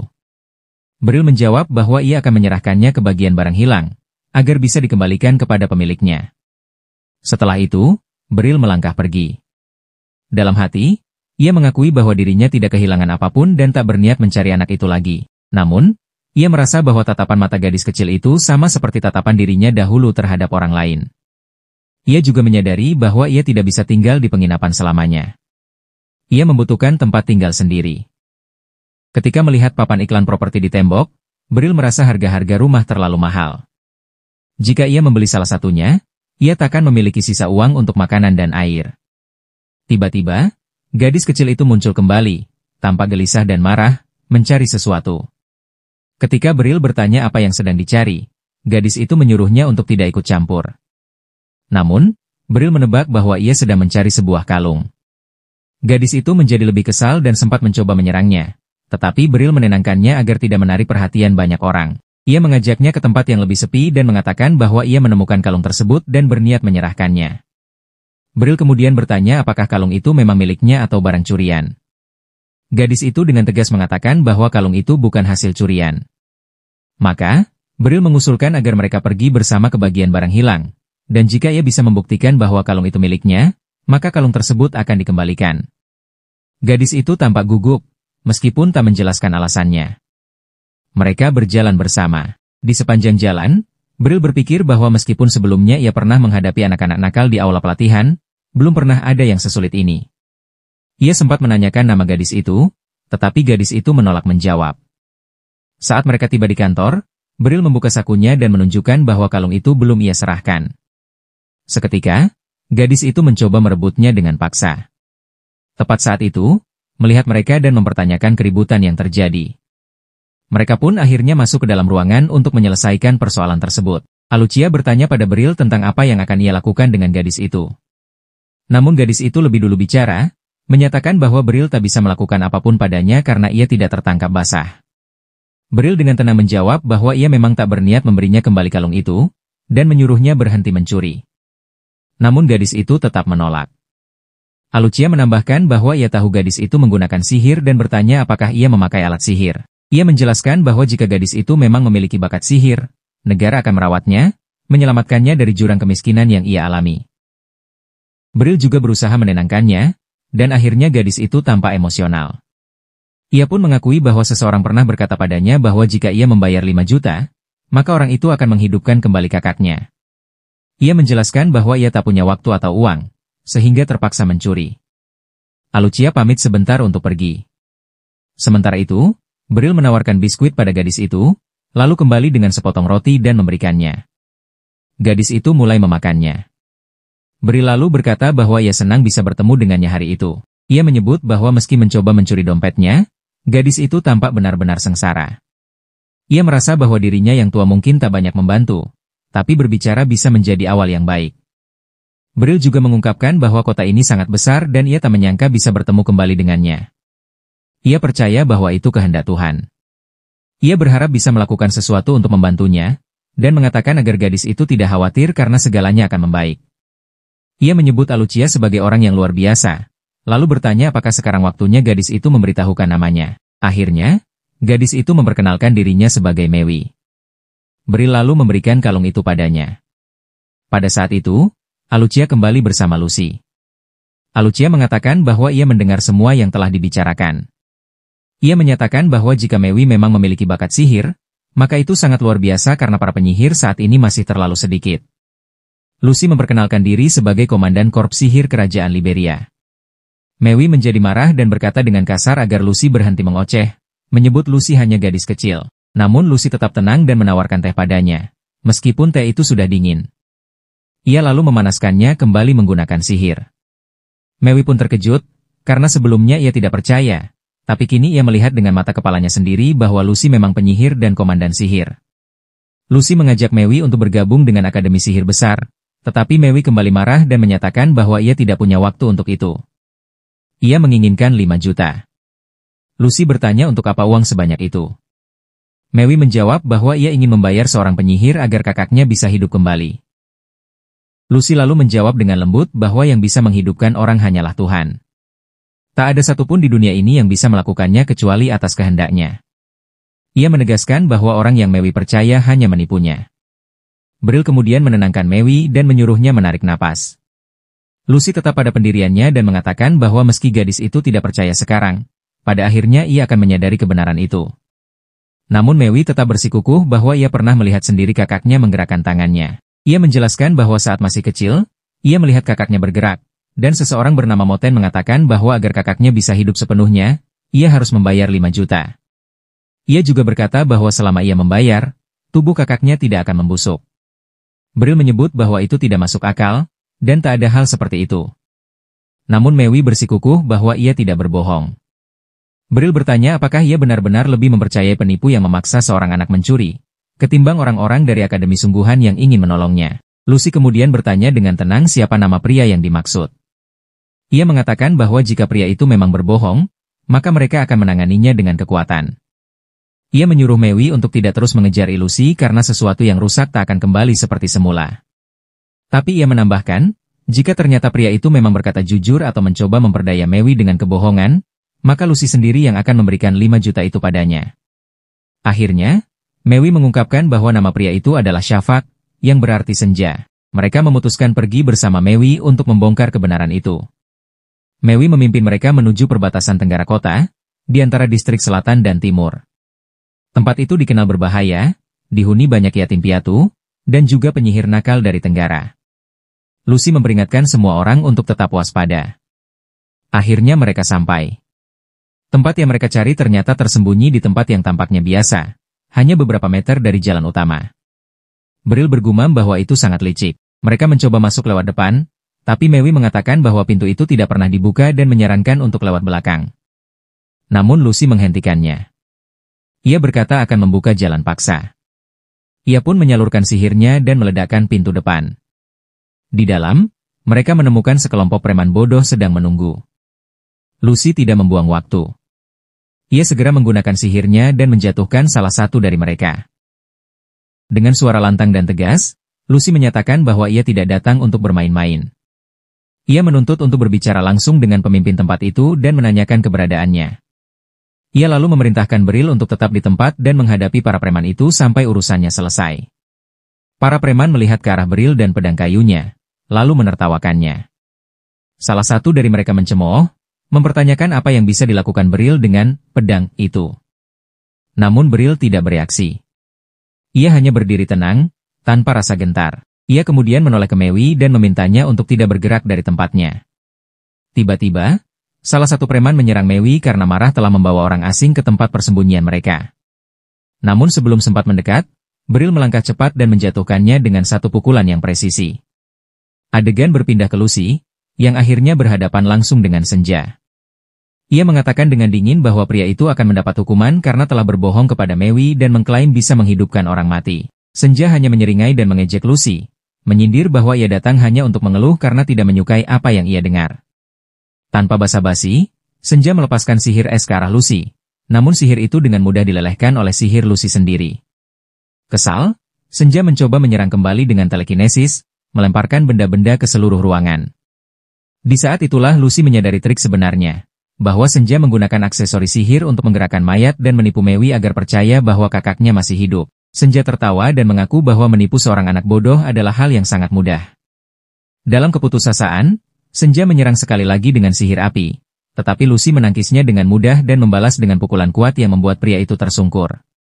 Lucy menatapnya dari atas dan berkata tajam bahwa yang sebenarnya seperti anak kecil adalah orang yang percaya mainan mahal bisa mengalahkan sihir sejati. Sementara itu, Bril terlihat mengalahkan para preman Senja satu persatu tanpa kesulitan.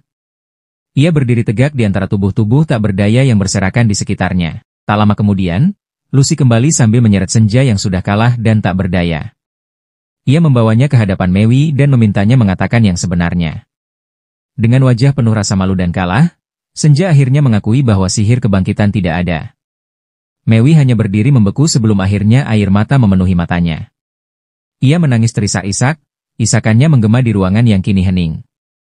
Lucy berkata bahwa mereka telah menyelesaikan tugas mereka. Ia bermaksud untuk mengurus surat otorisasi pemindahan para penjahat itu, lalu meminta Beryl untuk tetap berjaga. Setelah itu, Beryl bertanya kepada Lucy apakah jasad kakaknya ada di sana. Lucy menjawab bahwa jasad itu memang ada, tetapi kini sudah tidak ada lagi. Yang tersisa hanyalah kalung yang kini ia pegang. Ia mengakui bahwa dirinya telah menyadari bahwa sang kakak tidak akan pernah kembali. Dalam hati, Beryl berpikir bahwa meski ia tidak mengenal Lucy dengan baik, ia tetap berharap gadis itu bisa menjalani hidup yang bahagia dan penuh arti. Ia lalu berkata bahwa ia percaya Lucy akan baik-baik saja, karena memang itulah yang seharusnya dilakukan orang dewasa. Namun Mewi menanggapi dengan getir. Ia mengatakan bahwa semua orang dewasa yang pernah dikenalnya hanya berpura-pura baik dan malah mengeksploitasi dirinya serta kakaknya. Lucy menjawab bahwa memang ada orang dewasa seperti itu, namun tidak semuanya sama. Ia pun sadar bahwa kata-katanya mungkin tidak terdengar meyakinkan. Mewi kemudian bertanya kepada Beryl apakah ia marah pada pria yang bicara dengannya di akhir. Beryl menjawab bahwa ia memang merasa kesal melihat wajah pria itu, dan itulah yang membuatnya menyerang.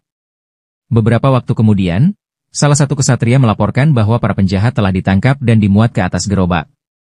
Ia juga mengatakan bahwa Senja memiliki banyak aksesoris sihir di luar kendalinya, dan kemungkinan besar ada sosok lain yang mengendalikan semuanya dari balik layar. Seorang gadis juga menambahkan bahwa semua barang sihir telah diamankan demi keselamatan. Mereka akan diinterogasi keesokan harinya. Lucy lalu menyatakan bahwa ia sendiri yang akan merawat Mewi. Namun tiba-tiba, muncul seorang pria yang langsung membunuh Senja di atas gerobak dengan sihir yang ditembakkan dari mulutnya. Sebuah cahaya terang menyambar tubuh Senja. Adegan lalu bergeser ke sebuah istana megah. Sang raja bertanya apakah pria itu berhasil membungkam Senja tepat waktu. Pria tersebut menjawab bahwa ia telah melakukannya dengan mudah, berkat alat sihir yang telah ditanam dalam tubuh Senja. Sang raja tersenyum puas dan menyatakan bahwa ia telah menjalankan tugasnya dengan baik. Dengan bahan-bahan yang telah diperolehnya, ia menyatakan tekad untuk membentuk kembali keajaiban dengan tangannya sendiri. Keesokan harinya, setelah Beryl selesai melatih para kesatria, Alucia mendekatinya dan berbisik bahwa mereka perlu berbicara secara pribadi. Ia membawanya ke ruang kerjanya dan mengungkapkan bahwa penyihir bernama Senja meninggal saat sedang dibawa menuju penjara. Mereka menemukan sisa-sisa alat sihir di dalam tubuhnya yang menyebabkan tubuh itu meledak. Saat ini, para kesatria sedang menyelidiki masalah tersebut dengan bantuan inti sihir. Beryl terkejut mendengarnya, dan ia mengetahui bahwa orang suruhan Senja tidak mengetahui apapun tentang kemana jasad-jasad yang diawetkan itu dibawa. Ia merasa ini jelas mencurigakan.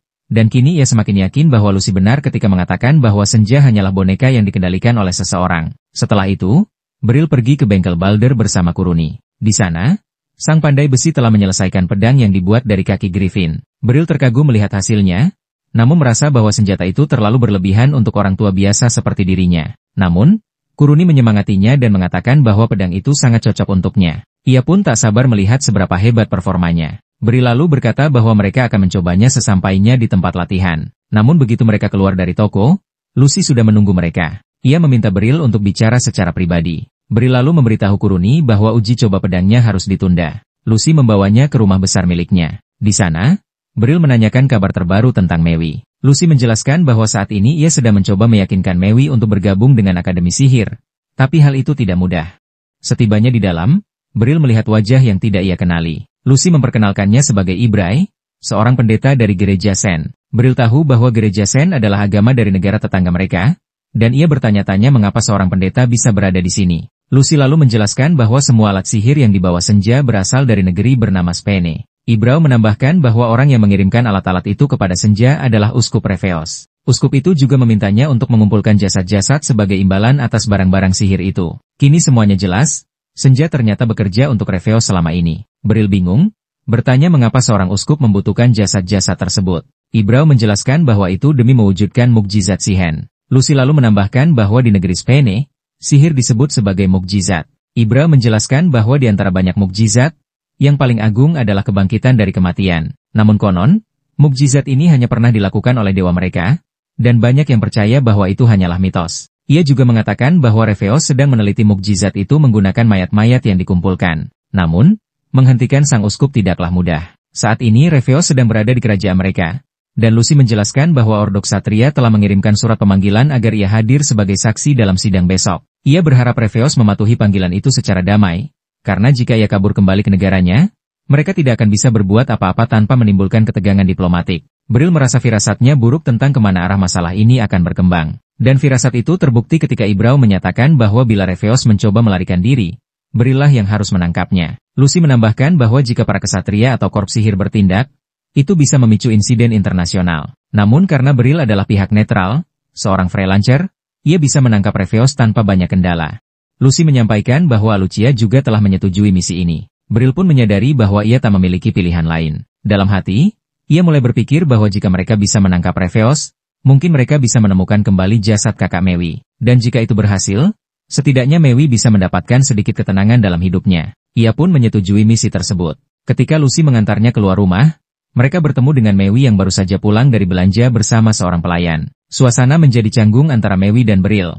Namun Bril mencoba mencairkan suasana dengan mengatakan bahwa Lucy sepertinya merawatnya dengan baik. Mewi tampak marah dan bertanya mengapa mereka bersikap baik kepadanya. Padahal beberapa hari lalu ia adalah seorang kriminal. Ia bertanya mengapa mereka peduli padanya.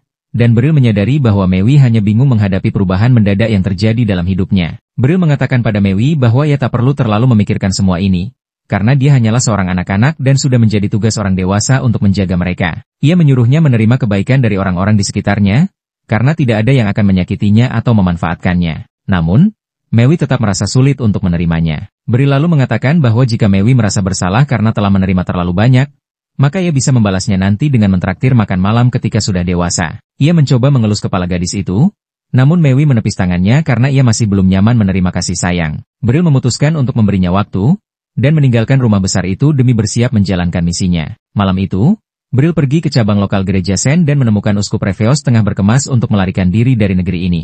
Bril pun memutuskan untuk menyusup ke dalam dan segera menangkapnya. Namun, kapten penjaga sang uskup menghadangnya. Bril mencoba berbicara baik-baik dan menyampaikan bahwa Reveos telah dipanggil oleh Ordok Ksatria untuk hadir di persidangan esok hari. Jadi ia seharusnya tidak meninggalkan negara. Tapi sang kapten penjaga dengan dingin mengatakan bahwa uskup tidak perlu mematuhi hukum mereka. Saat itu juga, beberapa penjaga lain datang dan sang kapten memberi mereka izin untuk menggunakan mukjizat. Begitu ia pergi, ketiga penjaga tersebut menghunus pedang dan menggunakan sihir untuk memperkuat kemampuan fisik mereka. Bril tidak tahu jenis sihir itu, karena ia belum pernah melihatnya sebelumnya. Ketiganya langsung menyerangnya dengan kecepatan tinggi, membuat Bril kewalahan menangkis serangan mereka sekaligus. Ia sadar bahwa jika ingin menang, ia harus bertarung dengan serius. Saat salah satu penjaga menyerangnya, Bril menghindar ke samping dan membalas dengan menebas perutnya menggunakan pedang baru miliknya. Ia cukup terkesan dengan ketajaman senjata itu. Lalu dua penjaga lainnya menyerangnya bersamaan. Tiba-tiba, lebih banyak penjaga muncul dari sisi lain dan Bril sadar bahwa dirinya dalam bahaya. Untungnya, bala bantuan tiba tepat waktu. Vicele, si pendekar sihir, dan Kuruni datang membantu. Mereka menembakkan sihir yang melucuti senjata para penjaga. Bril sempat bertanya kenapa mereka bisa ada di sana, dan mereka hanya menjawab bahwa mereka kebetulan lewat. Meski tak percaya, Bril tetap bersyukur atas bantuan mereka. Saat itu juga, seorang penjaga kembali menyerang, dan ketika Bril menangkis serangannya, sihir penguatan fisik yang digunakan sang penjaga pun menghilang, menyebabkan tubuhnya tumbang sendiri. Bril tetap mengikatnya untuk berjaga-jaga. Di saat yang sama, para penjaga lain juga mulai jatuh satu persatu. Segera, lebih banyak penjaga berlari ke tempat kejadian dan Vicele bersama Kuruni meminta Bril untuk menyerahkan situasi pada mereka. Ia pun mengucapkan terima kasih, lalu berlari menuju bagian dalam gereja, tempat Uskup Reveos dan kapten pengawalnya sedang menunggunya. Saat sang kapten melindunginya, Reveos mulai menggunakan sihir untuk membangkitkan para mayat dari dalam peti mati. Satu persatu, mereka bangkit dan mengepung Bril, termasuk kakak perempuan Mewi. Bril mengumpat, menyebut bahwa ini adalah kebalikan dari sebuah mukjizat. Ia mulai berpikir apakah ia harus bertarung melawan para mayat hidup ini, ketika salah satu dari mereka menyerangnya dari belakang. Ia mendorongnya, namun zombie itu meraih kakinya. Bril lalu menebas kepalanya dan mayat itu langsung terbakar dalam api biru, lalu lenyap. Kini ia mengetahui kelemahan mereka, dan dengan cepat menghabisi para zombie lain. Namun, ketika harus menghadapi kakak Mewi, ia mulai ragu. Akhirnya, ia mengambil keputusan. Ia memeluk gadis itu dan meminta maaf, sebelum mengayunkan pedangnya dan mengakhiri penderitaannya. Gadis itu juga terbakar dalam api biru, dan Bril tak kuasa menahan air matanya, karena kini Mewi tak akan pernah mendapat penutupan yang ia butuhkan. Ketika ia masih larut dalam kesedihan, Kapten Penjaga muncul dan menggunakan sihir penguatan fisik. Ia menyerang Beryl dengan kecepatan luar biasa tanpa memberi kesempatan untuk bersiap. Untungnya, Beryl berhasil menangkis serangan pertama. Namun, serangan-serangan berikutnya sangat sulit ditahan, karena kekuatan sang kapten melampaui siapapun yang pernah ia hadapi. Kapten itu akhirnya berhasil menusuk lengan Beryl, memaksanya mundur selangkah. Namun Beryl tidak menyerah. Ia memutuskan bahwa pria yang mempermainkan nyawa orang lain ini harus diberi pelajaran. Ia pun menyerbu maju, menghindari serangan lawan, lalu membalas dengan menebas lengan sang kapten.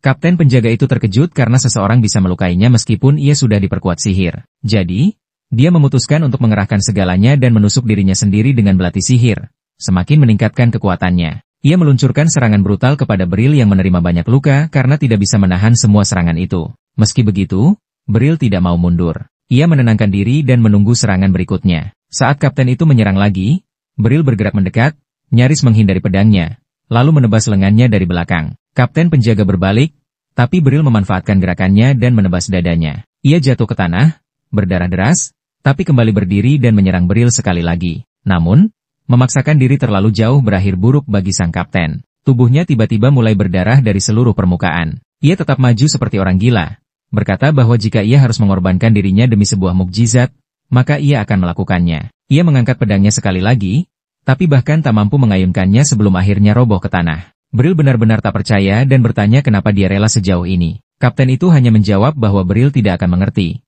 lalu mati. Beryl keluar dari gereja dan menemukan bahwa Kuruni dan Vicele sudah lebih dulu menangkap sang uskup.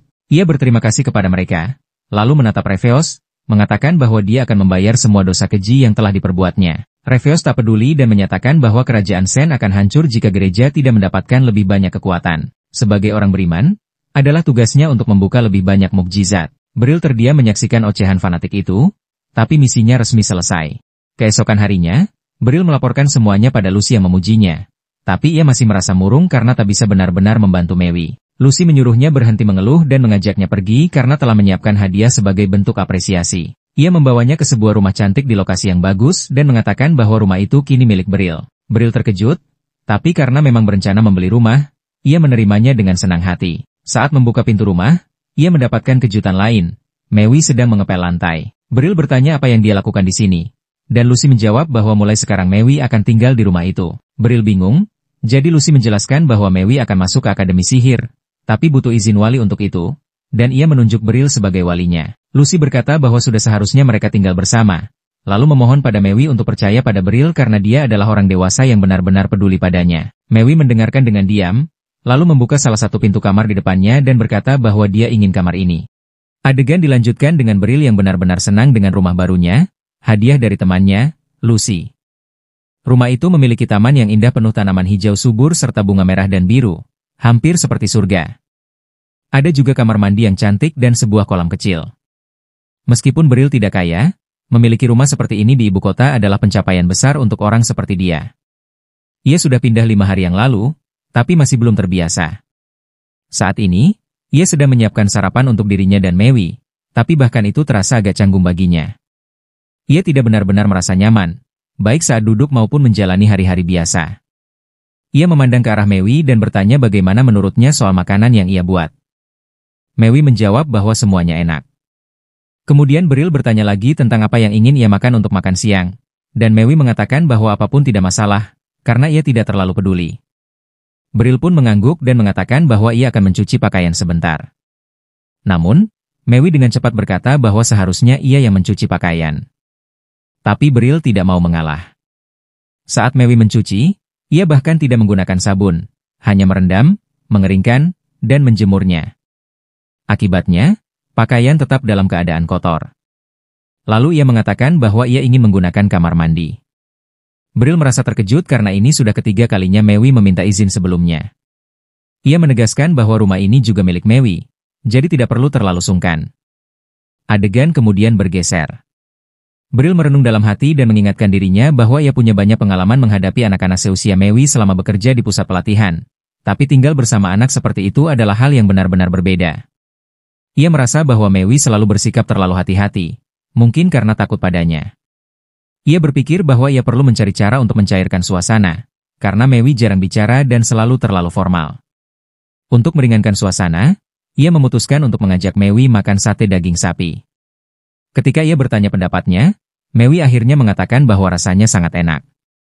Setelah itu, ia mengajaknya ke teater besar untuk menonton sebuah pertunjukan. Ia mengaku bahwa itu adalah pertama kalinya ia datang ke tempat seperti itu, karena ia dibesarkan di desa dan hanya pernah melihat pertunjukan di TV. Tapi kali ini, mereka bisa menyaksikan langsung. Mereka masuk, menonton pertunjukan, dan keluar dengan senyum lebar di wajah masing-masing. Jelas terlihat bahwa mereka menikmatinya. Bril merasa bersyukur karena akhirnya mereka memiliki sesuatu untuk dibicarakan. Ia menyadari bahwa berbagi momen seperti itu jauh lebih baik daripada hanya duduk diam. Ia berharap momen-momen seperti ini bisa mempererat hubungan mereka. Dalam hatinya, ia berharap bisa menjadi seseorang yang bisa diandalkan oleh Mewi, seseorang yang dapat menggantikan kakaknya yang hilang dan keluarga yang sudah tidak ada. Adegan berlanjut. Mereka menuju institut sihir. Mewi menatap ke arah Bril dan mengatakan bahwa sebenarnya ia tidak perlu ikut. Namun Bril hanya tersenyum dan menjawab bahwa sebagai walinya, itu memang sudah menjadi tanggung jawabnya. Mereka tiba di Akademi Sihir Raksasa. Gerbangnya saja cukup besar untuk dilewati pesawat, jadi bisa dibayangkan betapa besar bangunan utamanya, seperti benteng pengetahuan. Mereka hanya perlu menemukan ruang staf. Saat itu, mereka bertemu dengan seorang wanita cantik yang menyapa mereka dengan senyuman hangat. Ia memperkenalkan diri sebagai Canara Fine, salah satu pengajar di Institut Sihir. Bril memperkenalkan dirinya dan Mewi dengan sedikit gugup. Canara hanya tersenyum kecil dan mengatakan bahwa ia sudah menduga mereka adalah pendatang baru yang tersesat. Ia pun menawarkan bantuan. Saat memandu mereka masuk, Canara menanyakan siapa yang memberitahu mereka tentang tempat itu. Bril menjelaskan bahwa mereka mendengarnya dari Komandan Diamond dari Korps Penyihir. Ketika mereka akhirnya duduk dan berbincang, Canara terlihat sangat terkesan saat mengetahui bahwa Mewi menerima surat rekomendasi pribadi dari kepala sekolah. Ia menjelaskan bahwa surat itu membebaskan Mewi dari ujian masuk. Saat ditanya mengenai jenis sihir yang ingin dipelajari, Mewi menjawab dengan percaya diri bahwa ia ingin mempelajari sihir ofensif, terutama karena ia cukup ahli dalam sihir api. Canara mengangguk dengan senang hati dan mulai menjelaskan bahwa ada 5 kategori utama dalam sihir. Sihir ofensif, defensif, pendukung, peningkatan, dan gaya hidup. Ia mengatakan bahwa sihir api adalah bentuk klasik dari sihir ofensif. Ia lalu mengajak mereka berkeliling kampus. Ia menunjukkan asrama yang dikhususkan untuk murid dari daerah terpencil. Tempatnya bersih, luas, dan sangat mewah seperti hotel berbintang. Mereka berjalan ke aula makan yang ukurannya seperti ruang perjamuan presiden. Ia menjelaskan bahwa siswa akan mendapat 3 kali makan bergizi setiap hari, dan mereka juga mendapat giliran untuk menggunakan kolam renang. Bril dan Mewi saling berpandangan dengan ekspresi tidak percaya. Tempat itu benar-benar luar biasa. Canara kemudian menunjukkan kamar kosong yang sudah lengkap dengan perabotan. Suasana di rumah terasa hangat dan nyaman, benar-benar siap ditinggali. Kemudian, saat Bril berjalan bersama Mewi, ia bertanya-tanya dalam hati apakah gadis itu bisa menyesuaikan diri hidup bersama anak-anak lain. Ia pun menoleh kepadanya dan dengan lembut menanyakan apa yang ingin ia makan nanti. Seperti biasa, jawaban Mewi tetap sama, apa saja tidak masalah baginya. Setelah itu, Bril mengajak Mewi masuk ke sebuah restoran spesialis sosis, namun mereka mendapati tempat itu sangat ramai. Di saat itulah Lisandra muncul. Bril menyapanya dan mengundangnya untuk duduk bersama mereka. Ia kemudian berterima kasih atas pedang baru yang telah diberikan oleh Lisandra, menyampaikan bahwa bilahnya sangat bagus. Karena belum mengenal Mewi, Lisandra bertanya siapa dia. Bril pun memperkenalkan Mewi, menjelaskan bahwa ia adalah wali dari gadis itu dan kini mereka tinggal bersama.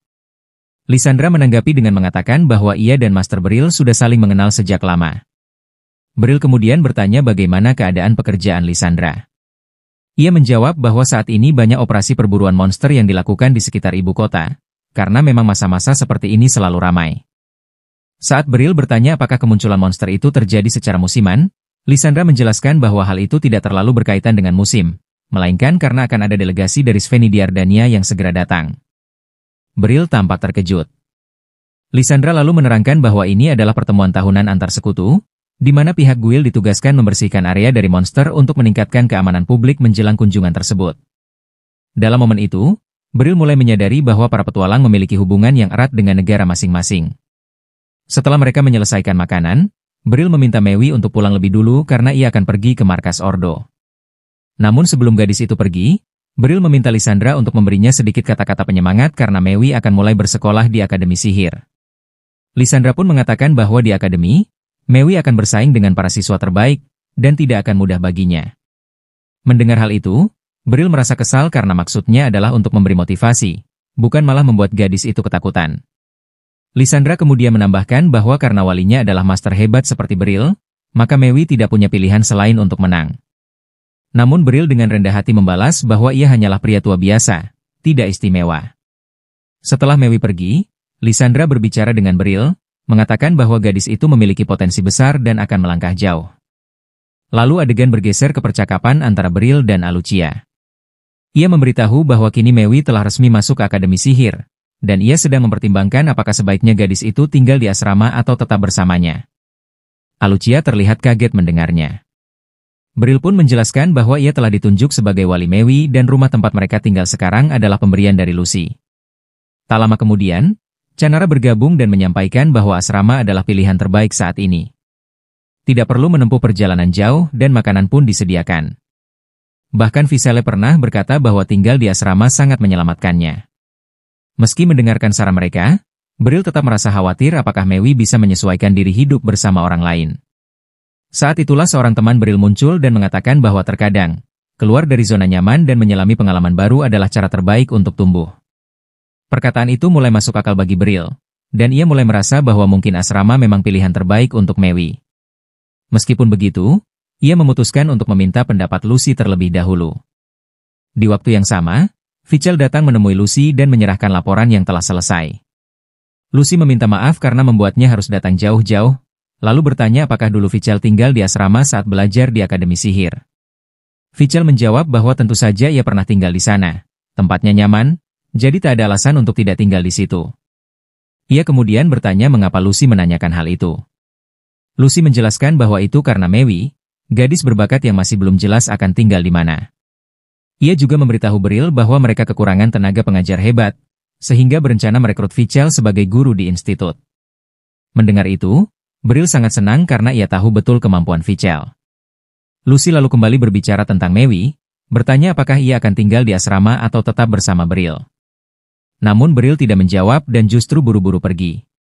Fichel kebingungan melihat reaksinya, dan Lucy menjelaskan bahwa pria itu memang suka mengkhawatirkan hal-hal kecil yang sebetulnya tidak perlu. Selanjutnya, Bril terlihat berdiri seorang diri, tenggelam dalam pikirannya. Ia masih belum bisa memutuskan apa yang terbaik untuk Mewi. Dalam hatinya, ia mulai merasa seperti seorang ayah bagi gadis itu. Ia teringat bagaimana mereka tinggal bersama di rumah itu, namun juga menyadari betapa tertariknya Mewi pada asrama yang luar biasa itu. Ia merasa bahwa ia tidak bisa menyebut dirinya seorang ayah bila tidak menempatkan masa depan Mewi sebagai prioritas. Adegan berpindah ke rumah Bril. Mewi memberitahu bahwa ia mendengar suara aneh dari tangga. Maka Bril memutuskan untuk memeriksanya, sambil mengatakan bahwa suara seperti itu bisa mengganggu konsentrasi saat membaca. Suara itu terdengar berasal dari balik rak buku. Ia menggeser rak dan menemukan sebuah celah kecil di belakangnya. Tiba-tiba, 3 ekor tikus berlari keluar dan Bril segera mengejar mereka, membuka beberapa jendela di sepanjang jalan. Mewi mengatakan agar membiarkan mereka pergi karena itu hanya tikus biasa. Namun Bril menjawab bahwa gigitan tikus bisa berbahaya. Bril terus mengejar tikus-tikus yang muncul di rumah. Mewi memperingatkannya bahwa ia bisa jatuh sakit jika terus seperti itu, dan Bril dengan tegas berkata bahwa ia tidak akan membiarkan Mewi hidup dalam kondisi seperti ini lagi. Sementara Bril masih sibuk mengejar tikus-tikus itu, Mewi mencoba meyakinkannya bahwa dirinya tidak selemah yang ia pikirkan. Ia menjelaskan bahwa di distrik selatan tempatnya dulu tinggal, tikus-tikus adalah pemandangan biasa. Ia sudah terbiasa melihat mereka setiap hari. Seekor tikus berhasil melarikan diri, namun 2 lainnya bersembunyi di bawah meja. Bril berkata bahwa jika mereka tidak keluar sendiri, maka ia harus menangkap mereka satu persatu. Ia berhasil menangkap 1 ekor, tetapi yang satunya berhasil kabur. Sambil menghela napas, ia bergumam bahwa karena ia tidak memahami bagaimana cara berpikir tikus, ia tidak bisa menebak apa yang akan mereka lakukan. Mewi lalu ikut membantu menggunakan kekuatan sihirnya, dan akhirnya mereka berhasil menangkap tikus terakhir, meski pada akhirnya tikus itu tetap berhasil melarikan diri lewat jendela. Setelah itu, Beril meletakkan sebuah bola di depan lubang tempat para tikus itu muncul, menjelaskan bahwa benda itu diberikan oleh seorang pemilik kedai sebagai alat untuk mengusir tikus. Ia pun merasa lega dan berkata bahwa sekarang mereka akan baik-baik saja. Ia kemudian menyuruh Mewi untuk membaca bukunya karena ia akan mulai memasak makan malam. Saat sedang memasak, Beril berbicara pada dirinya sendiri. Ia teringat bagaimana Mewi datang menemuinya setelah mendengar suara aneh. Meskipun sebelumnya gadis itu bilang bahwa itu hanya suara tikus, pada akhirnya ia tetap ikut membantunya. Ia menyadari bahwa jika Mewi bisa bekerja sama dengan baik seperti itu, maka ia tidak perlu khawatir akan kemampuannya hidup bersama orang lain di asrama. Tak lama, Mewi masuk ke dapur dan menawarkan bantuan untuk menyiapkan makan malam. Mereka pun mulai bekerja sama di dapur, sambil perlahan saling mengenal lebih dalam. Dalam hati, Beril mulai merasa bahwa mereka akan segera pindah ke tempat baru bersama. Sembari memasak, ia terus berpikir. Ia tahu bahwa ia harus memilih yang terbaik untuk Mewi.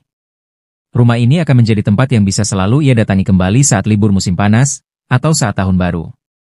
Setelah selesai memasak, mereka duduk bersama dan menikmati makan malam. Beril tersenyum padanya dan berkata bahwa makan malam bisa selesai lebih awal berkat bantuannya. Ia menambahkan bahwa meski Mewi belum perlu memasak dalam waktu dekat, dirinya yakin gadis itu akan menjadi juru masak yang hebat suatu hari nanti. Namun, dengan tekad dalam suaranya, Mewi menjawab bahwa ia ingin mulai belajar memasak sekarang, bukan di masa depan. Ia mengatakan bahwa ia telah memutuskan untuk tidak tinggal di asrama, dan akan pulang pergi dari rumah ini saja. Beril tampak terkejut.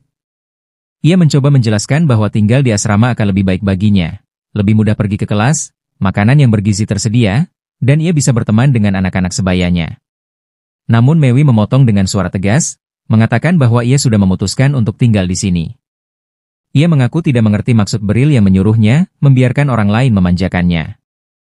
Ia berkata bahwa Beril sudah memberinya makan, jadi ia ingin membalasnya dengan membantu pekerjaan rumah. Ia memohon agar diberi tugas, apapun itu, karena mungkin saja ia juga bisa berguna.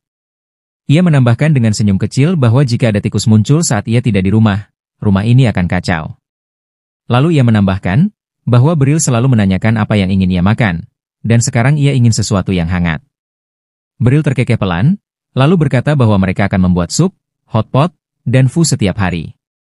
Mewi pun mengerutkan kening dan berkata dengan nada bercanda agar Beril berhenti tersenyum seperti itu karena wajahnya jadi terlihat menyeramkan. Beberapa hari kemudian, setelah menjalani hari panjang di lapangan pelatihan, Alucia mendatangi Beril dengan ekspresi serius yang menunjukkan bahwa ia tak datang untuk basa-basi. Tanpa bertele-tele, ia langsung mengatakan bahwa pakaian Beril sudah tak pantas lagi untuk acara yang akan datang. Sebuah delegasi tingkat tinggi dari kerajaan Sven dijadwalkan akan tiba dalam waktu dekat, dan para ksatria telah secara resmi ditunjuk untuk menjaga keselamatan para utusan selama pembicaraan diplomatik. Beril menduga bahwa itu berarti akan ada orang-orang dari gereja Seniti yang ikut hadir, dan ia merasa khawatir akan bertemu dengan pembuat onar seperti Rivios lagi. Namun Henbridge menenangkannya, mengatakan bahwa kunjungan diplomatik semacam ini biasanya hanya melibatkan pejabat tinggi pemerintahan dan keluarga kerajaan dari kedua kerajaan. Dengan situasi seperti ini, Alucia memutuskan bahwa Beril perlu diperkenalkan secara resmi kepada kedua keluarga kerajaan tersebut. Kuruni dan Handlet segera menyetujui gagasan itu, mengatakan bahwa ini akan menjadi kesempatan bagus bagi Beril untuk membangun reputasi di dua negara sekaligus. Tapi Beril merasa bahwa diperkenalkan kepada keluarga kerajaan adalah sesuatu yang jauh dari jangkauannya. Namun Alucia mengingatkan bahwa Beril telah secara resmi diangkat sebagai instruktur khusus dengan persetujuan langsung dari keluarga kerajaan. Jadi perkenalan ini memang sudah seharusnya terjadi. Dan jika ia akan diperkenalkan kepada bangsawan, jelas pakaian yang sekarang tidak akan memberikan kesan yang tepat. Henbridge ikut berkomentar bahwa para ksatria biasanya mengenakan baju zirah atau seragam upacara mereka. Namun karena Beril bukan ksatria resmi, ia perlu memilih pakaian yang pantas untuk acara formal seperti ini. Beril akhirnya paham maksud mereka dan setuju akan membeli pakaian yang sesuai saat ada kesempatan. Namun Alucia menolak mentah-mentah jika Beril pergi berbelanja sendiri. Salah satu alasan utama ia mengusulkan hal ini adalah karena ia sudah sejak lama ingin pergi kencan bersama Beril. Maka ia segera menciptakan alasan, mengatakan bahwa Beril mungkin tidak tahu banyak soal toko pakaian di ibu kota. Jadi penting agar ia ikut menemani. Beril tak keberatan, dan Alucia pun senang karena akhirnya bisa menghabiskan waktu bersama Beril. Ia menyuruh Beril menemuinya besok sore, sementara dirinya masih harus mengurus beberapa urusan resmi lebih dulu. Setelah Alucia pergi, Kuruni diam-diam bertanya kepada Henbridge apakah ia memperhatikan betapa ngototnya Alucia untuk pergi berbelanja pakaian bersama Bril. Henbridge menganggap bahwa itu hanya karena Alucia peduli pada penampilan Bril, mengingat ia adalah mentornya. Tapi Kuruni tak percaya begitu saja. Ia yakin ada sesuatu yang jauh lebih dalam di balik sikap Alucia itu. Sore harinya, Bril pulang ke rumah dan Mewi memberitahu bahwa ada paket yang tiba sebelumnya. Bril membaca catatan yang terlampir. Ternyata itu adalah pesan ucapan terima kasih dari Ibrau. Sebagai bentuk terima kasih atas semua bantuan Bril, Ibrau mengirimkan sekumpulan pakaian khusus untuk Mewi. Namun Mewi merasa pakaian-pakaian yang terlalu feminin itu tidak cocok untuknya. Bril meyakinkan bahwa pasti ada beberapa gaun bagus di antaranya, jadi Mewi bisa memilih nanti. Sekarang saatnya makan malam. Mereka duduk dan mulai makan bersama. Di sela-sela makan, Bril menjelaskan bahwa ia akan segera bertugas menjaga tokoh-tokoh penting dalam pekerjaannya, dan karena itu ia butuh pakaian yang layak. Maka besok sore ia akan berbelanja bersama Alucia. Mewi, yang mengingat Alucia sebagai gadis berambut perak yang pernah ia temui, langsung mengerti situasinya. Jadi ketika Bril secara santai bertanya apakah Mewi ingin ikut, ia menolak dengan tenang. Sudah jelas bagi Mewi bahwa Alucia menganggap ini sebagai sebuah kencan, dan ia tidak ingin ikut campur. Keesokan harinya, Bril bertemu Alucia sesuai kesepakatan mereka. Ini adalah pertama kalinya ia melihat Alucia mengenakan pakaian santai, dan ia cukup terkejut melihat betapa menariknya penampilan gadis itu. Alucia berterima kasih karena Bril memperhatikannya dan memuji penampilannya, lalu mengingatkan bahwa mereka sebaiknya segera berangkat. Sementara itu, Kuruni dan Henbridge diam-diam muncul dari balik sudut jalan tempat mereka bersembunyi. Kuruni sudah tahu pasti ke toko mana Alucia akan membawa Bril, jadi ia merencanakan rute yang memungkinkan mereka mengawasi tanpa ketahuan. Henbridge menegurnya karena mencampuri urusan pribadi orang lain secara terang-terangan seperti itu. Namun Kuruni segera mengingatkan bahwa Henbridge juga ikut-ikutan, jadi sama saja. Alucia membawa Bril ke toko pakaian favoritnya. Bril merasa sedikit canggung karena suasana toko yang begitu elegan terasa terlalu mewah baginya. Saat mereka masuk, manajer toko langsung menyapa Alucia dengan ramah dan menyebut namanya, menanyakan apakah ia bisa membantunya dalam sesuatu. Alucia hanya ingin melihat-lihat dulu, dan manajer toko mempersilakannya, mengatakan bahwa ia siap membantu kapan saja. Bril merasa manajer toko itu sangat ramah, namun dengan begitu banyak pakaian di sekelilingnya, ia tidak tahu harus mulai dari mana. Selain itu, ia juga sama sekali tidak percaya diri dalam memilih pakaian untuk dirinya sendiri.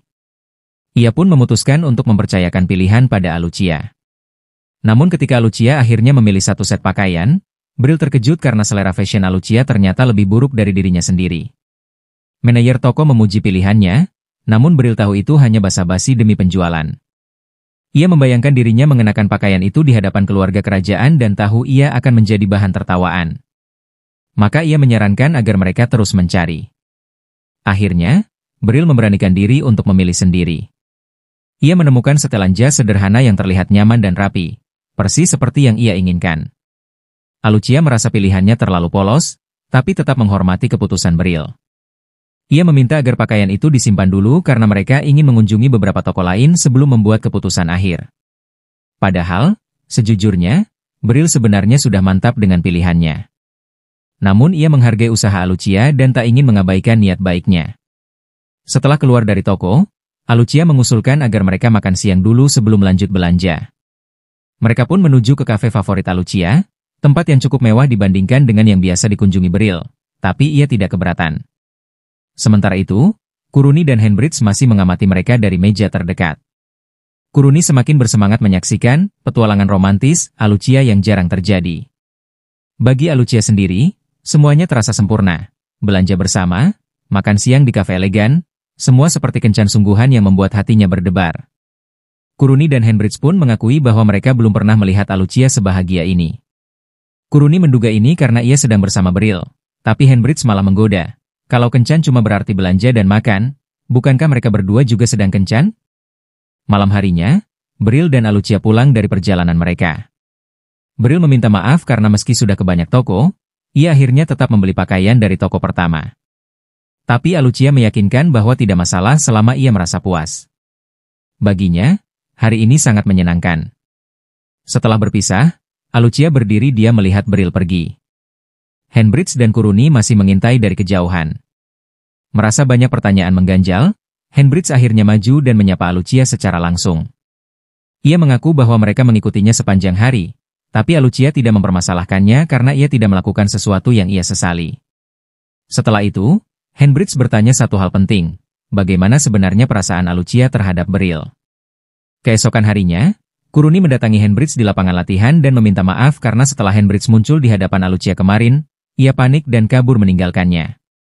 Henbridge menyatakan bahwa tidak apa-apa, dan ia sengaja tidak menyebutkan keterlibatan Kuruni kepada Alucia.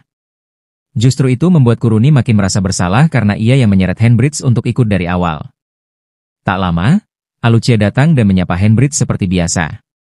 Kuruni masih merasa tidak nyaman, jadi ia perlahan mundur dengan alasan ingin berlatih pedang. Henbridge kemudian teringat akan jawaban Alucia kemarin. Saat ia bertanya tentang perasaan Alucia terhadap Beryl, Alucia hanya menjawab bahwa ia hanya ingin membuat Beryl bahagia. Sejak itu, Henbridge terus merenungkan arti dari pernyataan tersebut. Tiba-tiba, Alucia menyela lamunannya dan meminta izin untuk menggunakan ruang pelatihan. Henbridge bertanya alasannya, dan Alucia menjelaskan bahwa ia berniat menantang Beryl dalam dua latihan saat pria itu datang nanti. Henbridge terkejut, tapi Alucia menjelaskan bahwa memperlihatkan kemampuan Beryl melawan dirinya sebagai komandan ksatria akan memperkuat kepercayaan para ksatria terhadapnya. Bahkan jika Beryl kalah, hal itu tetap membuktikan kemampuannya sebagai instruktur.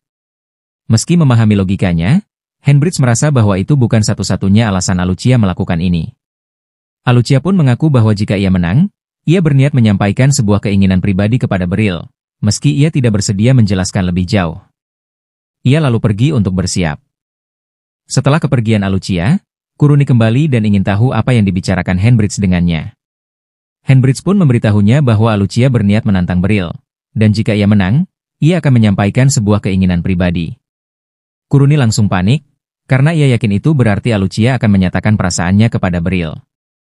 Dan jika dipikir-pikir, semuanya memang masuk akal mengingat betapa bahagianya Alucia kemarin. Baik Kuruni maupun Henbridge sepakat bahwa Alucia sangat menarik dan memiliki kepribadian yang memesona, jadi siapapun pria yang menerima pengakuannya pasti akan merasa tersanjung. Tapi, tak ada yang bisa menebak bagaimana hasilnya nanti. Tak lama kemudian, Beryl tiba, dan saat ia memasuki aula, Alucia langsung mendekatinya.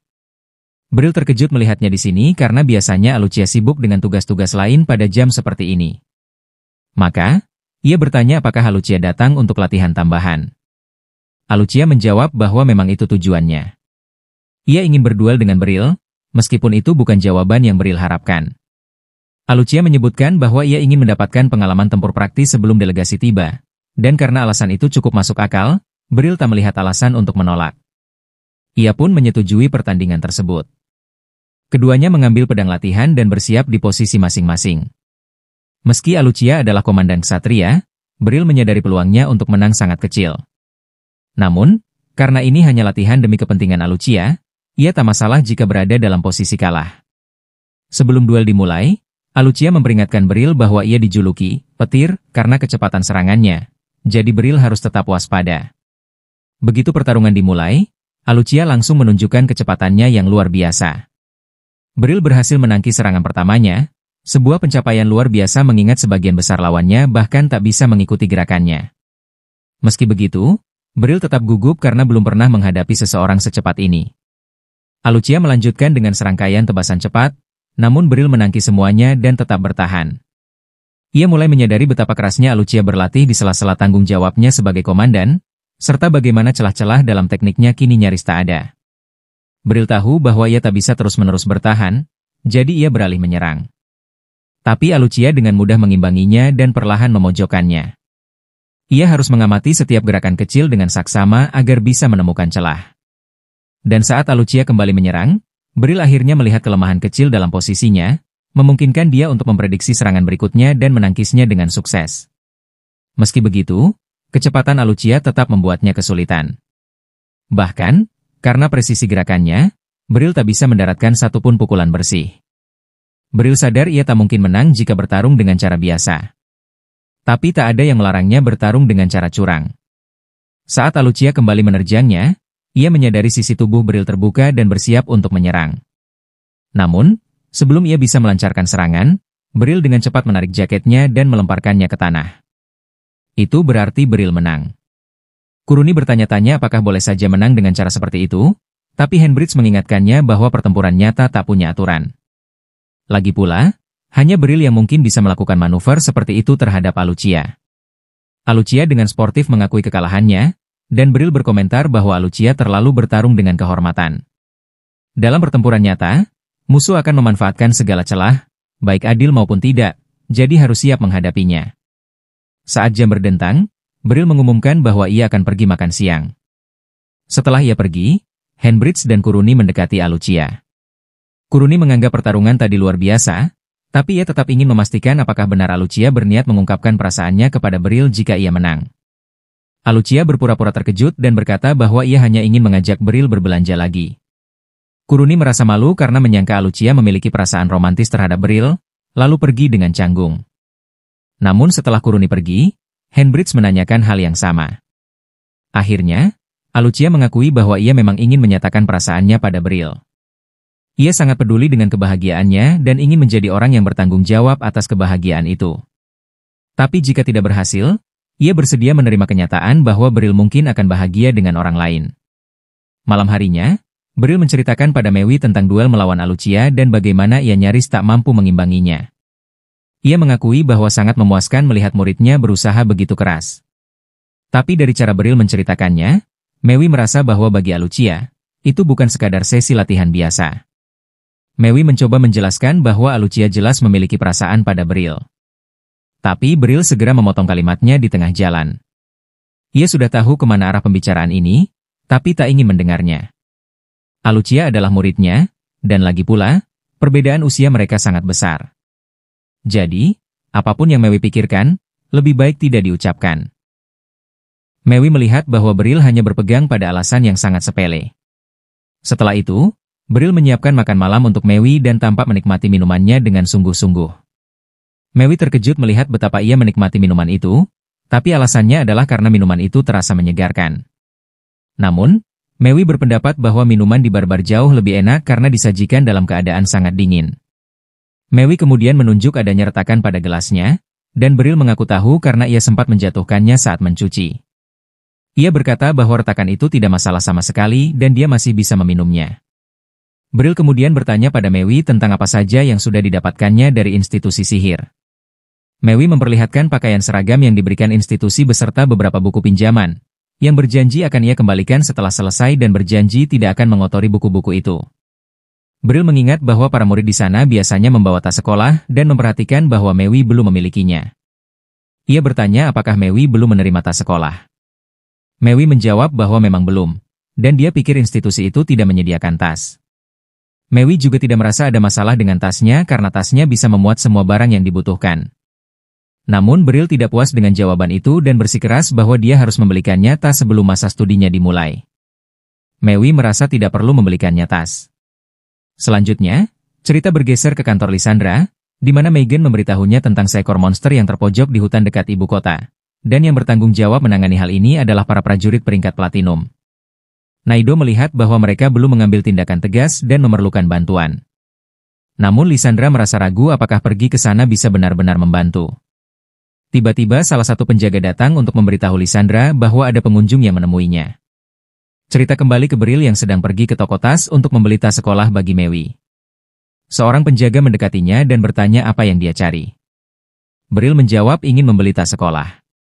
Penjaga merasa aneh karena saat ini jarang ada yang membeli tas seperti itu, apalagi untuk siswa yang akan masuk ke institusi sihir, lalu merekomendasikan beberapa tas bagus yang sesuai untuk keperluan tersebut. Beryl menyukai salah satu tas, tetapi saat tahu harganya, ia terkejut karena sangat mahal. Melihat reaksi Beryl, sang penjual merekomendasikan tas-tas yang lebih murah dan meyakinkan bahwa tas-tas tersebut berkualitas bagus, bahkan berkata bahwa putrinya sendiri menggunakan tas tersebut selama bertahun-tahun. Beryl berjalan menyeberangi jembatan sambil memikirkan tas mana yang sebaiknya ia beli. Tapi ia masih belum bisa menentukan pilihan yang tepat. Ia mulai berbicara pada dirinya sendiri dan memutuskan bahwa sebaiknya ia membeli tanpa khawatir soal harga. Setelah itu, Beryl kembali menemui Lysandra dan melihat bahwa ia tampak sangat serius.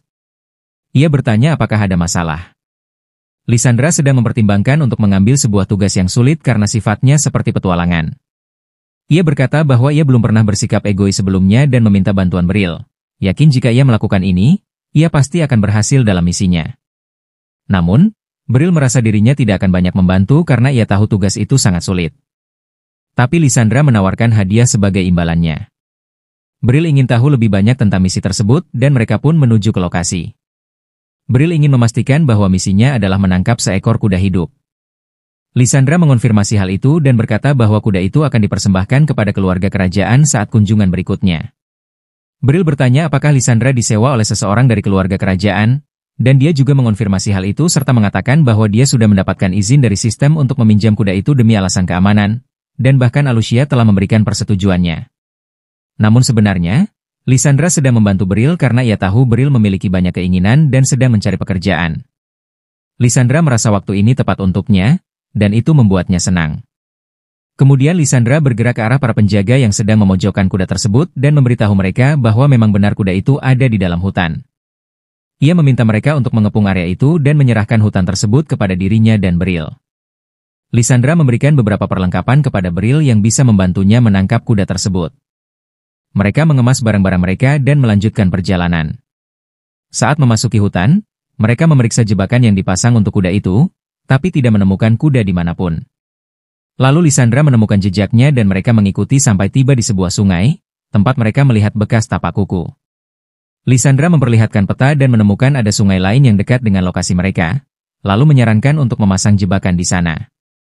Namun Bril berpikir bahwa kuda itu terlalu cerdas untuk menghindari semua jebakan yang sudah dilewatinya, dan ia tidak yakin kuda itu akan kembali ke tempat yang meninggalkan jejak. Hal ini makin meyakinkan Lisandra bahwa kuda itu memang akan muncul di dekat sungai yang lain. Bril setuju karena kuda memang minum banyak air. Mereka pun melanjutkan perjalanan ke sungai yang lain, dan Lisandra bertanya apakah Bril sudah bisa bergaul dengan Mewi dengan baik. Bril merasa sulit memahami gadis seusianya dan berkata bahwa hubungan mereka lebih baik daripada sebelumnya. Namun Lisandra yakin semuanya akan baik-baik saja karena Bril sudah sering berurusan dengan anak-anak seusianya. Tapi bagi Bril, ini berbeda karena ia belum pernah menjadi wali mereka sebelumnya. Lisandra mengingat bahwa selama ini ia tinggal bersama Bril dan diperlakukan seperti anggota keluarganya sendiri. Saat itu, Mewi masih lebih muda dibanding sekarang, dan orang tua Bril juga ada bersamanya. Lisandra berpikir semuanya akan berjalan baik karena Mewi punya banyak sisi baik. Mereka sampai di sungai yang lain, dan Lisandra menjelaskan rencananya pada Bril. Ia akan berada di belakang Bril sementara Bril berada di depan. Lisandra akan menembakkan anak panah ke arah kuda dari belakang karena kuda biasanya takut dengan itu. Ketika kuda maju ke depan, Bril harus melempar jaring ke arahnya. Bril bertanya apakah anak panah itu bisa membahayakan kuda, tapi Lisandra menjelaskan ujung anak panah sudah dilapisi kain supaya tidak melukai. Kemudian mereka berpisah dan bersembunyi menunggu kuda muncul. Kuda itu muncul dan mulai minum dari sungai. Lisandra menembakkan anak panah ke arahnya, membuat kuda berlari menuju Bril. Bril sudah siap melempar jaring, tapi kuda melompat melewati tubuhnya, membuat Bril terkejut. Lisandra menyuruh Bril untuk memotong jalur kuda lagi, dan Bril melakukannya. Setelah Lisandra menembakkan anak panah lagi, kuda berhenti tepat di depan Bril. Bril melempar jaring ke kuda, tapi kuda menghindar dan lari lagi. Namun Bril tidak menyerah dan berhasil menangkap kuda itu. Ia mencoba menungganginya, tapi terjatuh ke tanah. Lisandra mencoba melempar tali ke kuda, tapi kuda berhasil mengelak dan kabur lagi. Mereka mengikuti kuda ke hulu sungai.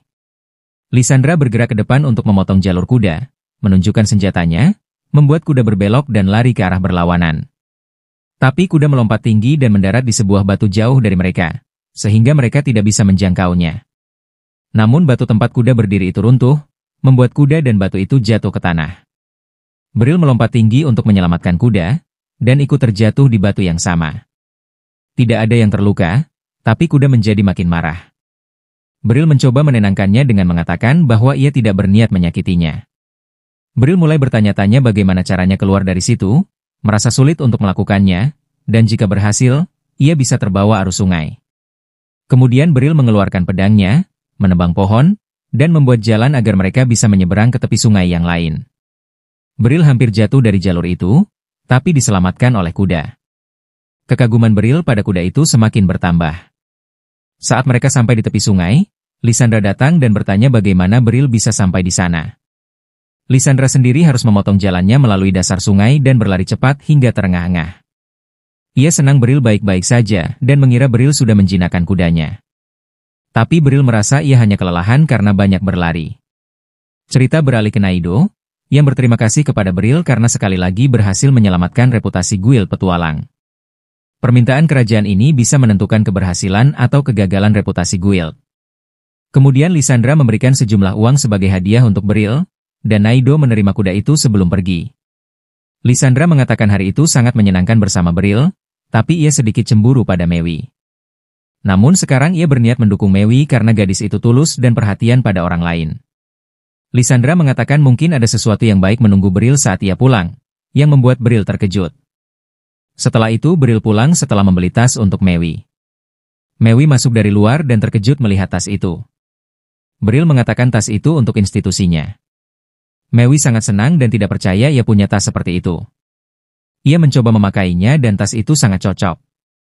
Mewi mengucapkan terima kasih, tapi Bril mengatakan ia ingin membelikannya dan berharap tas itu sangat berguna. Kemudian Bril bertanya apalagi yang sudah dibeli Mewi, dan Mewi memperlihatkan sebuah cangkir baru untuknya. Ia meyakinkan Bril bahwa cangkir itu bukan hasil curian, melainkan dibeli dengan hasil kerja kerasnya.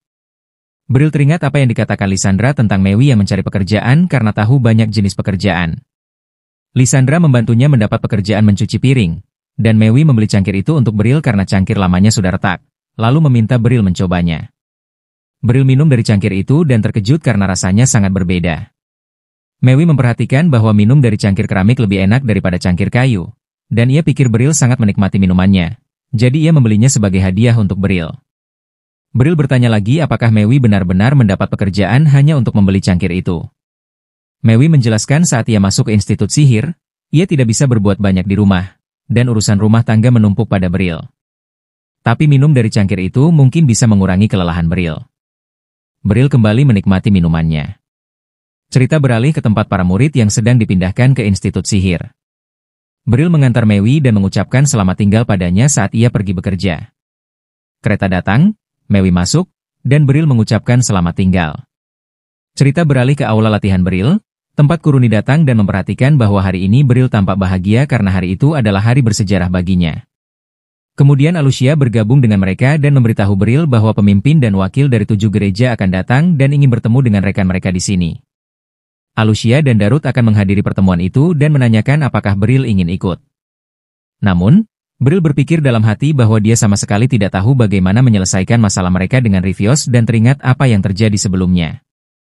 Dia tidak yakin apakah mereka menyembunyikan sesuatu darinya. Jadi, akan lebih baik jika dia menyelidikinya sendiri untuk mengetahui apa yang sebenarnya terjadi. Setelah itu, Bril mengatakan pada Alucia bahwa dia akan ikut dengan mereka. Bril kemudian menuju ke kantor Alucia, di mana Darut bersama pemimpin dan wakil dari 7 gereja sudah menunggunya. Saat Bril masuk, dia terkejut melihat seorang murid lamanya bernama Rose juga ada di sana. Rose melangkah maju untuk menyapanya, yang membuat Alucia sangat marah.